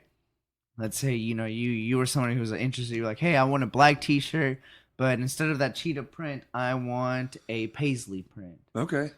So people had the ability to customize Options. things. Nice. I was selling them for People love $10, options. man. $10. Damn. And it took me about a day to make them. Holy shit. I was underselling myself. Like yes, crazy. you were. Well, that happens when you start. Exactly. Because you don't know your own worth. Exactly. You have to figure it out. I didn't know anything. So at this point, I was just like, this is all just solely based out of passion and just me having fun with it. I had fun. That's it. I was like, I'm sewing. This feels cool. People are actually, they want some of it. That's cool. That's enough for me. That was enough for me. So yeah, fast forwarding, I took that concept and it outgrew me. And I was like, okay, and then I actually came up with the eye logo, and I was like, I was drawing the eye logos on the pockets because I wanted to brand it somewhere so people knew what it was. So I used to just hand draw a little eye logo onto all the pocket t-shirts individually. And I'm a perfectionist, man. I mean, Okay. there's a single line that strays out. I'm like, this is trash. I used to draw, man, and I understand your pain, and I lost the art of it. I drew that Oh, that's when amazing. I was a child. Yeah, That's so sick. we moved around a lot, so that was like my first artistic thing was just drawing because we moved. I mean, fucking constantly. So I didn't have a lot of friends that stayed my friends because we were always fucking on the move. But yeah, man, I drew that shit when I was like 7 years old. So when are we gonna put that on a T-shirt? Dude, we can. I have the original print. Do I still you have really? it. Yeah. Dude, that's a really good design. I would love to see that on a T-shirt. Me too, man. It was actually it's a corny story, but I'll tell it anyway. My great grandfather passed away, and my young child brain, I wanted to draw her an old man, so she would have an old man, i.e., my grandfather. So I drew this and gave it to her as a present, and then just, as the years go on, whatever, she died. I just thought it was gone. They sold the house and everything. And when I was probably a teenager then, so I didn't really give a fuck. Like, who cares, man? And then you get older, you start to actually give a fuck again. And Yeah. I was always like, man, I wonder whatever happened to that. Because it always stuck in my mind. And one day I was helping my mom move, man, and I pulling some shit out of a box that she had for God knows how long. The same shit in the same box that she just never opened every move she made. And there it was, man, just at the bottom. And I was like, you've got to be kidding me. Pulled it out of it's still in the frame that we put it in, that I gifted it to her. And I called my tattoo artist, Adrian, at 7th Street. Yeah. And I was like, hey, man, I need in ASAP. So that was a Sunday. That Tuesday, I had it tattooed on my arm. So Dude, I'll never lose amazing. it again. Yeah. That is so rad. And the fact that you still have the drawing and all the... Let's make it into a T-shirt. I'm so glad you guys can see this because it's going to come out. But yeah, again, Raiz was that one thing that kicked me off. So I'm guessing you would spend a long time making these eyes hand drawn. Oh, a long time. Yeah. I mean, again, just sewing them took a day. That drawing the eye took another at least half day. Ooh. And then eventually I was like, this ain't worth $10. I'm sorry. Like, I can't do this. I can't keep doing this. So I looked up how to replicate an image onto a T-shirt. There we go. And all of a sudden, the magical words, screen printing. Screen printing. I was like, what the hell is this? Right. So I dove into it, right? And I figured I found out that was the method of getting T-shirts made, like manufactured. Yep. So I dug into it, did some research, found some forums, became a part of these forums, and I took the money that I made, which was about $300, and invested it into my first screen printing kit. But prior to that, actually, what I did was I went to a screen printing shop. Yep. I'm not gonna say any names, but fuck them. But but I went up to them and I was like, "Hey guys, I'm starting like a clothing brand that I'm trying to do here locally." And I was like, "I'd like to get this logo replicated, for the sheet of fabric that I have." And they literally laughed at me. They were like, "No, man." They were like, "That's not gonna be worth our time." They were like, Yeah. We need you to order like a lot of units or T-shirts for it to be worth our time." And I was like, well, you guys can just print one sheet of this for me. They were like, yeah, sure, we can. It'll cost you $150 for like a 36 by 36 like sheet of fabric that I made. And I was like, I can't afford that. And I was like, and I don't think that's a reasonable price. And they're like, sorry, then we can't help you. So I walked out of there pretty upset because honestly, they laughed at me. They were like... That part sucks. Yeah. Had they been more professional about it, it probably would have stung way less. Exactly. But they just thought it was a joke, right? So I was like... And just like you, right? Just like you said, somebody, when they don't believe in you, you're like, cool, let me show you, right? Yeah, let me show you. So I took that same attitude and I was like, cool, let me show you then. Mm-hmm. So I did research and that's how I stumbled upon screen printing and I ordered my first screen printing kit for $250-$300. And I stayed up for about, a month till 3 to 5 a.m. because I was just so intrigued by this process. in my mom's house, using her bathtub, and in my fucking bedroom. Washing out the emulsion Washing stuff. out the emulsion, coating the shit because I needed a dark room, whatever the fuck that was. So literally, eventually I got to a point where I got the process, right? Yep. And I screen printed my first batch of logos. And that just kicked off a whole new like generation of what my pocket t-shirts looked like. And time after time, then I made my first graphic t-shirt. And then I had a couple of friends that were like, "Hey, dude, we see that you're screen printing your own t-shirts. I kind of want to screen print something, or somebody, so-and-so needs some screen printing. Can you help them out?" And I was denying a lot of those requests. I was like, "No, I just kind of print for my own stuff. Right. Sorry, like it's not professional or anything." And eventually I felt confident. I was like, "Yeah, sure. I think I can help you out with that." And researched and saw there was a whole business to it. And that's how Wicked Rose was born. Nice, man. That's a good story. It was all due to my personal craft that led me to one thing.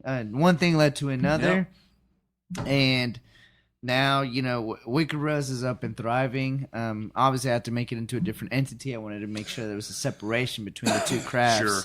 But that was my story, man. I mean, it's none of this.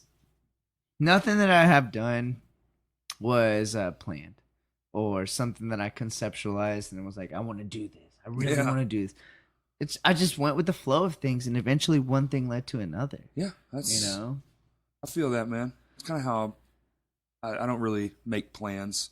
I don't think people should, man. Like super long term, like fuck. I'm 35, still live in the same house from when I was a kid. Like, fuck it though. I mean, just living by the seat of my pants, really. As long as you have a plan to survive for the next day, you're fine. Yeah. Well, I have a day job, so it's like, okay, cool. I can eat and shit in the same place. I'm good. I think I'm all right. Yeah. And through that process, it's been so enlightening and made me so happy to see other people take their ideas and make them into fruition. Oh, and it pulls you even deeper into the culture too. Not just like the artistic culture, but like the scene of culture. Like you're like just being around you being in a room now. It's like, oh shit, there's Maxi. Like you're pulled into this whole world of artistic things. And used to, man, that shit wasn't even considered art. 20 like, years you're ago, just a manufacturer. You're just a manufacturer. You're just another business. No, dude. I need these shirts. Fucking make them now. Yeah, And now people are starting to respect, and it's probably because a lot of it's going away. There's probably something to that, with the automation and the fact that you can go buy. Don't get me started. The fact that you can go buy a printer, stick it on a thing, and just go boom, boom, boom, boom, boom. All right, there it is, full color. And that's the thing, like. Screen printing is a traditional printmaking method. It's a traditional printmaking method that's been around for 2,000 plus years. Originated in Egypt and China. And, again, I think it's easy for people to oversee that, right? And it's not their job to understand. Trust me, it's not their job. But it is an art method. It's hard to look up when it's so everywhere. Exactly. Like screen printing is fucking everywhere. Every shop you walk into that has a piece of merch, which is almost all of them, it's there. You don't really understand it because to you, for most people, day to day, it's just another shirt that they can buy. Yep. They don't realize what it took to go into that. Shirt, picking out a shirt, the quality of a shirt. Like even that process is a motherfucker. It's a process. And that's something that I've really tried to take an initiative with Wicked Rose. I don't like calling it a print shop. Most people are like, "Oh, you own a print shop." I'm like, I don't like calling it that. I actually would prefer to call it a creative platform. That's my big goal with the brand. I want to be able to establish a platform for both the creative and the entrepreneur who wants to take their whether it be just a simple concept, you have no actual product, or you haven't even taken a step into the realm of your idea, to the person who has started something and now want to take it to the next level. I like that. I see a lack of platforms, not just here, but across the states and potentially worldwide. One that's feasible and accessible to the up and coming.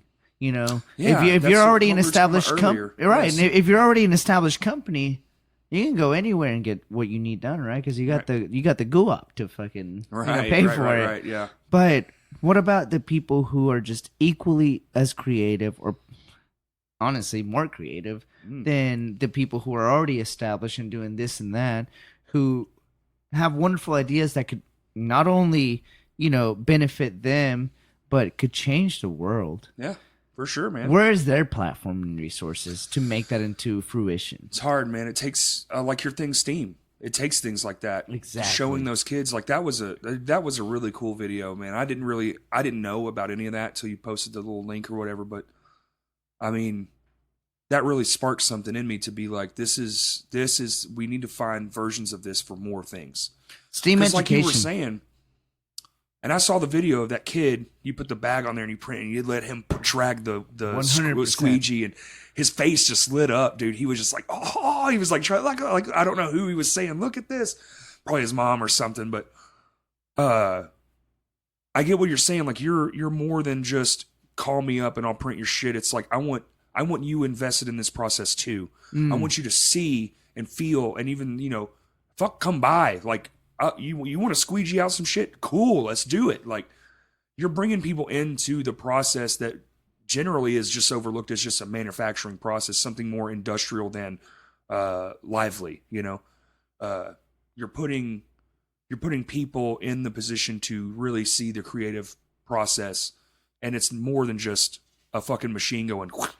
Exactly. And if smaller company, I'm a big proponent of like local business, things like that. I think if more people focused on just their communal businesses, and I understand there's a limit to that too, because imagine if local businesses were the ones that made cell phones, they'd all probably be fucking none of them would connect with another one. You'd only be able to talk to the people that had the one in your area. It'd be fucked. But I get it some things on a larger scale, but most things can be brought down to a local level. Like farmers markets and 100%. just, like what we're all collectively trying to do with our music scene and bring more people into it. It's the same concept, Same right? concept. It's just in different demographics. And we're trying multi-genre shows and we're just doing whatever. It's like, all right, well, that worked. Let's incorporate that in small doses around here. It's like, that's cool, man. I like your approach to, especially with the kids, the younger generations, that Steam thing. That's fucking awesome. It's heavy, man. And here's my thing. I never had any intentions of being an educator. Like I kind of was fortunate to be presented the opportunity, and I was strong enough to take it. It's a big one, but the reality is that as a state, we live in the heart of Arkansas, where we are thriving and we are A-okay, and we are the heart of this state. We are okay. But the reality of it is we have so many towns and little cities, towns, Sure, yeah. who are rural areas who you think we're behind? Oh, it's cut off completely. For them, Yeah. it's completely cut off, the Yeah. existence of what everything else is going on in the world. Yeah. It literally hurts. It hurts me because, again, I come from a heritage where I have a single parent, where my mother raised 4 kids. Kudos to your mom, man. 100%. Where she had shitty husbands. Sure. Where my father left me due to some completely irrational, fucking self-absorbed mentality and perspective. So my mom was the one who raised me and 3 other kids. And the reality is she struggled and suffered just to give me and my siblings a sustainable life in which she felt was good enough for us. Even though she still does not think it was good enough for us. But due to her and all her struggles and everything that she sacrificed, we have what we have today. Sure. The reality is that in these rural areas, that is a very prominent reality for these families. And I found an avenue through this nonprofit to be able to go out to these rural areas in hopes to be able to strike some sort of inspiration or just exposure to the availability and the things that are out there for the future generation of the kids, for the not just for the development of their own personal lives, but the development of their communities. Yeah. You know, that I feel like that was my journey. I'm somebody who is intrigued by the unknown and, you know, all these things that were completely out of my element: screen printing, graphic design, you know, fashion, all these things. Maybe even drums someday. Yeah, I hope so. Digital fabrication, whatever it is. It's so intriguing to me, but that factor was sparked through, you know, my mother, who always pushed me to be involved in new realms and experiment and just try shit, honestly. Get out there, do it. Get out there, don't be fucking scared. And if you're scared, you'll overcome that fear. It. You know? And I'm hoping that was my goal, to be able to strike those same chords to some kids in these rural areas, because the reality is, just because they're in a rural area does not make them any less than any of us. They deserve the exact same amount of opportunities. They just don't have the resources. The resources, and to be completely black and white about it, is funding. It's always fucking funding. And I hate that, you know, that it's always a money issue. It's a hard one, man. It sucks that it's always a money issue, man, because it's like, well, less people live here, so there's just less of it. Exactly. So what? So we just shun them off, and just because, oh, you can't provide? No, and I hate that. So it's terrible. Well, that, you know, but in that too, typically comes some of the best shit. You always see the innovators of the world didn't come from fucking, you know, none of them that I'm aware of. None of them came from silver spoons. They came from the fucking garages and the sheds. That's right. You know, of America, rural America. Exactly. You know? They got out there and just got inspired and was like, well, I live in nowhere, so I'll go to town, pick up some supplies. Give it a fucking whirl, right? Like you go into Hobby Lobby and fucking buying fabric and sewing pockets on a t-shirt. You know, it's in the same heart as, you know, Steve Wozniak and Jobs sitting in a garage soldering fucking things together. You know, it's like, this might work. I don't fucking know. You know, who knows, man? We're gonna make a computer with a wood box because that's all we got, and then we're gonna be the biggest. Now I have some issues with the way they do things, but the heart of how it came to be is the same heart as you sitting in your fucking mom's bedroom grinding 20 hours away sewing pockets on a t-shirts. Yep. And now you're a mentor and a teacher for young rural youth who don't have access to a lot of these things, and you own 2 companies and you're successful, and that's from your heritage and your tough upbringing with, you know, single parenthood and all that stuff, which, by the way, your mom shouldn't be hard on herself because you kick ass, and she should totally just high praise to that woman, because I can't imagine having to raise anyone alone. She is literally my lifeline. She has taught me not just to be a strong person, but she's taught me the morality in which I live day in and day out. I feel like she's given me the insight of what humanity is as a whole, and how to appreciate it, how to live, quote unquote, with your heart on your sleeve, but still be a powerful person and go after what you want. That's right. You know, at the end of the day, she went from being a girl who was raised by a family who was self-sustained by their own farm, as in, you know, they raised their own cows, their chickens, their own crops. That was their food. Electricity was not a real thing. Yep. She went through indoor plumbing, probably was barely a thing. Maybe. Yeah. Oh no. She told me. You know, she was like, their bathroom was a simple hole in the ground. You know, outside of the fucking house. She went through 2 marriages that were both, you know, detrimental and extremely horrible. Had the power to get out of them. Had the power to take her 4 children.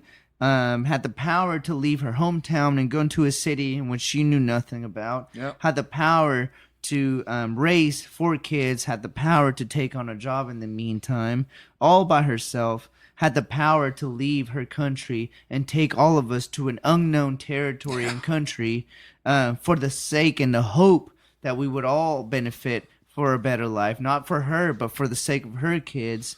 And now I'm proud. And, you know, some people might be like, you know, You're too proud, but no, I feel like I'm not proud enough to the reality that I live from a family where both of my three siblings, including myself and my mother, are all entrepreneurs. We all own our own businesses, and we are all empowered. Not just with what we can do, but we're empowered within ourselves as a collective, a family, knowing that we have each other's back and that nothing can deteriorate us, no matter what political issues are going on, no matter what things try to tear us down, no matter what happens day in and day in and day out. We can overcome it. That's something that my mother has embedded in me and my siblings, and that's my raíz. That's my root. Yeah, man. That is my core and values to everything that I do day in and day out. She sounds like a total badass. My best friends, they call her a real saint. They generally see her and they think she's glowing.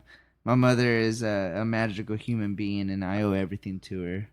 I feel like if it wasn't for her, I wouldn't be grounded as a human being.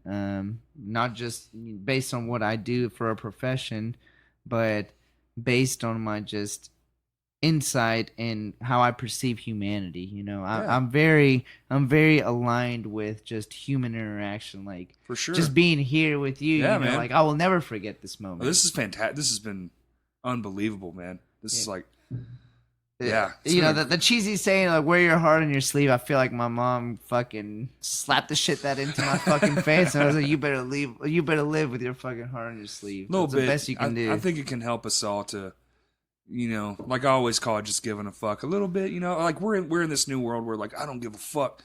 You gotta give a fuck. It works sometimes, like when you're, personal gain, that kind of thing is like trying to move ahead. It's like, okay, but you still have to give a fuck, man. Exactly. You nailed it on that. You can not give a fuck all you want, but you're probably gonna be a little bit miserable. You're probably gonna be always like kind of like that bah humbug, Scrooge McDuck fucking bleh. I mean, you nailed it. I mean, when I have conversations about this all the fucking time, when you strip down reality and existence as a whole, you're really left with nothing. All you're left with the very tiny little experience, the speckle of experience you called existence that you got to experience. Right. That's all you're left with. It's fucking. And for me, the value in that is the people that I come in contact with. Sure. Everything else is just a superficial facade that's been cultivated through just the emotions of history and existence. Sure. But however, there's only one Corey Fisher. That's right. One Maxi. Exactly. There's only one of us, and I take that all to the core of it, and I want to expunge it and just take it all in, and just fucking appreciate it because there's only one of that, until the day that I die, and that's what I was left with. Sure, man. I love it. Man, I feel like I went off on a hole. It's okay, dude. It's okay. Hey, passionate, man. Who put one in these Easy Tigers, man? Who put beer in this can? No, that was great, man. I appreciate that. That was awesome. It's cool to hear your story too, and it's good to know that it's cool to see that. How old are you? 25. Yeah. So it's cool to see that myself looking backwards, there is more people coming forward with the same kind of, I guess what you'd call core value systems. Mm-hmm. And it's nice for me to see and look and be able to turn my head backwards and look at the generations coming forward, that there is still a lot of that. And I think there will be more of that. I have a lot of hope for humanity as a whole. I know shit seems bleak when you turn on the news and stuff, but I think I have faith too. I think it's doing good, man. I think we're better than we think. And just for everyone listening, my father taught me this when I was young, and I always kept it with me. When you see something tragic happen, regardless of what it is, he told me, I'll never forget it. We were sitting down watching TV, the news one night. I can't remember what it was that happened. Something. It's always something. But he was like, look past the reporter. Look at all, like, this happened to, like, there's 10 people involved in this horrific thing, but look at all the people that came together to fix and solve this horrific thing. Look past that. Look through to the background of the image, because there's all the real humanity back there. you know, like this bad thing happened, but look at all the amount of shit that came forward to make sure that it was taken care of, or people were, you know, helped and all that kind of stuff. Because there's far more of that people involved than there are with the wrong part, and it stuck with me forever. And now, you know, when I look at things that are horrible and stuff, I have heart for it, and I'm just like, this is fucking terrible. Of course, I have my own opinions. Not that I need to voice them here, but I always look in the background and look at all the people who actually care, and you know, they're all trying to do something better or make something happen that makes this situation better, or how can we stop these situations? Like all that shit. There's always more of those than there are the ones doing the bad. So, you know, I have hope. There are. I still feel like there's more good than there is evil in this world. I 100% believe it. I think good will always triumph evil. Sure. But again, and it goes back to the whole community in which that we experience and live here in Little Rock, Arkansas, right? Good old Little Rock, Arkansas. Good old LRAR. And we have the weirdest fucking state name, I think, period. Yeah, it's fucking weird, man. It's really fucking weird. How did we come to that? Arkansas. Is it Arkansas? Arkansas? Like, what the that fuck meme? is it? America, explain. How come this not Arkansas? And she's tapping on the screen. That shit is fucking hilarious, dude. But you know what? At the end of the day, I'll say, you know, fucking California, fucking New York. I truly love this state and this city, man. There's so much heart and community here that I feel at home. It's my favorite part. I feel at home on, you know, a heritage basis, like that's literally been fucking embedded into my fucking soul and fucking drive to a point of existence. Like, I am happy here, man. One of my favorite things is the Riverwalk, man. You go down there, it's electrifying down there. They did a really good job. I commend our city planners and the governors who are behind building all that and all that stuff, like getting it revitalized down there. And man, you go down there, it's like almost magical. I walk down there probably 2-3 times a month, you know, just doing various things. I'll be down there and I'll always peek into like the river market or go to the Riverwalk area, go through that little like outdoor museum. I don't really know what to call that. It's got all those facts and shit out there. Yeah, outdoor museum. Yeah, it's like that brick walkway. There's like these plaques, and they have like a picture on them and a words, and you can just read about like what was going on at this time in like the 1800s or whatever. Yeah, those things. I call it like an outdoor museum. I'm not really sure what the fuck it is. Oh, facts, man! That must be a museum. Oh shit! Look at here, outdoor picture words. But you want to wrap this shit up? Dude, I think we had a hell of a good conversation. Me too, Corey.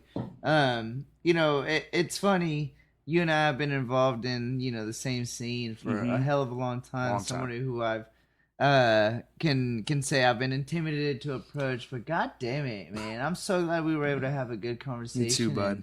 We've gotten to know each other a little bit today. Yeah, man. I get that a lot. I'm a big, intimidating stature of a man, and I wear a scowl on my face, but it's just how I look, I promise. I'm just a big teddy bear for the most part. I'm not afraid to protect what I care about. But I'm also that right there, though. Protect what you care about. Yeah, I'm incredibly approachable. More people, if you're listening, I'm not who you think I am. He is a true saint, an angel who is roaming this earth. Truly. Thanks, bud. And this conversation's been magnificent. Yeah, I don't know how often of a conversation. I mean, I don't know. I feel like, you know, this is probably out of the ordinary, but you need that. I feel like this was a good conversation. No, I had a hell of a lot of fun, and more people need to have these conversations. And honestly, we got to talk about like my one of the biggest things I wanted to ask you about was everything we talked about. Like, what do you think about the things that are going on? And we talked about all that. It's like we're doing something new, and I would like to think, if it's cocky or whatever, fuck it, but I would like to think that the group of people who are doing this are setting a new standard. We're reinventing I truly hope so. What it's taking to make cool shit happen, because people just want more. And as much as that sucks in my brain, the old me, the me that's trying to learn about the new world we live in, is like, this is what it's going to take. So I'm trying to grasp onto that. what can I do to do it? And that's a big reason this podcast exists at all, was more of a blueprint, and let's just go forward and see what we can do. Let's, not everything's going to work. Some of it's going to suck. Some of it's going to really suck, but some of that shit's going to be fucking awesome. That's right. And I think so long as we just keep doing this shit, man, I think if more people try, I think our new focus needs to be on the youth, especially in the art scene, because so many of them are tied to, and I'm not saying it's a bad thing, but like the video games and just internet presence, period. And like, that's life. We need to somewhat not obstruct that, but try to find a way to combine the two for them, so they have a reason to go the fuck outside and come experience something for real in real life. Not that it's not, they love their video games and all that kind of stuff. I'm a little bit old in my mind for that stuff, but I get it. It's valid, right? It is, and I think that's the biggest step, because I don't see a lot of truly young people out and about anywhere I go. Minus like restaurants, because everybody got to fucking eat, but... But you're right. I think it's important, to create these platforms of progressiveness and be progressive. And again, create those bridges, right? Yeah, and that's why this conversation went the way it did. And honestly, that video you posted, it sparked something in me to try to figure out. I think that's a new thing that more people should be talking about. That it was inspiring. Like, it worked. Like, for whatever reason, when you put that, it was one of those tote bags, and you put it in the screen, and just like watching that kid's face light up, it's like, this is what they're not. I feel like this is what I got as a child with everything, because you had to go outside and do something. Otherwise you weren't doing shit, and being inside sucked. Getting them outside to experience life, it will always have the same effect on the human mind, especially the young human mind. 100%. That kid's eyes light up, and he's just like, oh, like he can't believe it. And it's something as an adult, it's just as simple as pulling a squeegee across an opened up piece of screen. I could break it down in layman's terms and make it sound like bullshit, but when you see that kid experience that for the first time, it's not bullshit. It's magic. And at the end of the day, I think it's in terms of kids, right? The youth. I'm somebody who my story was a bit different than most, right? Sure. I was always a grade A student all the way up until high school. Once I got to 10th grade. Well, once I got to 10th grade, I started kind of, having different thoughts and insight on what people and society was. I became very rebellious. Yeah. I didn't align to the principles of the traditional school system. So a free thinker. A free thinker. Yeah. That's a good way to put it. And, by 11th grade, midway, I dropped out. I convinced my mom. I was like, Mom, I do not belong here. It's not for me, man. It's not for me. I was like, it's not that I'm fucking stupid. It's not that I can't do it. It's just not the fit for me. No. I convinced her, and she... God damn it, bless her heart. Yeah. She was like, fine, I believe you. I'm going to give you this trial run. Like, yep. I told her, I was like, you let me leave the high school system. I want to go get my GED immediately and go into college. So that's exactly what I did. I left 11th grade midway, got my GED within 2 weeks, and within a couple weeks after, I was enrolled in Pulaski Tech for entrepreneurship. Damn, dude. It's just I did not believe in the educational system, the traditional system. Yeah. However, I took that experience into an incentive to what I do now in terms of education. I do think the core rule for me is, and the core struggle that I had as a kid in high school and growing up was, I never felt that I was perceived and acknowledged eye to eye. Right. I felt that I was looked down upon. Sure. And now, as an educator, what I do is I make sure that every child and any interaction that I have with is in an eye-to-eye basis. There you go. Anything that a child presents to me, expresses, says, whatever it may be, will never be disregarded, and it will be taken in on an eye-to-eye level, and I will speak and interact with this child on an eye-to-eye level. To me, that is the future of education, the future of what a progressive society looks like. because that was my biggest struggle. You can't honestly just disregard the future generation due to your old principles and old ways of being. What we experience now is old fucking methods and fucking nothing to the next and up and coming generation who has a lot more to offer and new progressive ways of thinking. I can never take that away from them and from the future and the generation after them and the generation after them. Establishing a platform in which students and kids and people are just able to express themselves without no repercussions or set structure is the key to a progressive future. That is what I truly believe. Plug your shit, man. Let's end it on that. That was beautiful. Thank you. 100% awesome, dude. Where can they find you? People need to talk to you. Where do they want? Where are they going to find you? Oh, I don't know, man. You know, to be honest, I don't know. You know, right now I'm working with this nonprofit, but I do have something in the works. Cool.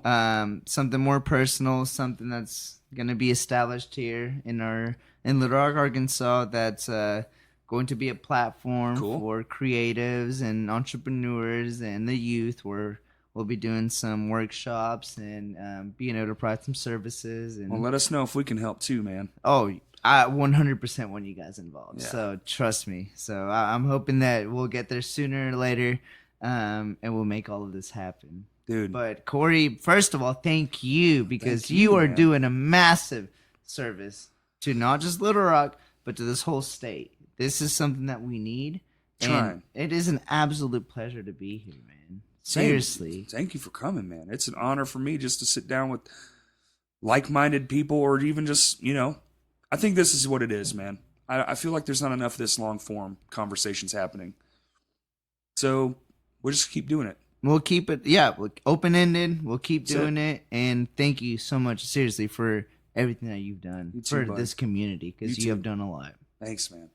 All right, everybody. Well, you know when to find me, where to find me, when. You can find me whenever you want on the internet and just out generally. I'll be at the Pliskin show tonight, as a matter of fact. So, yeah. Thank you for listening.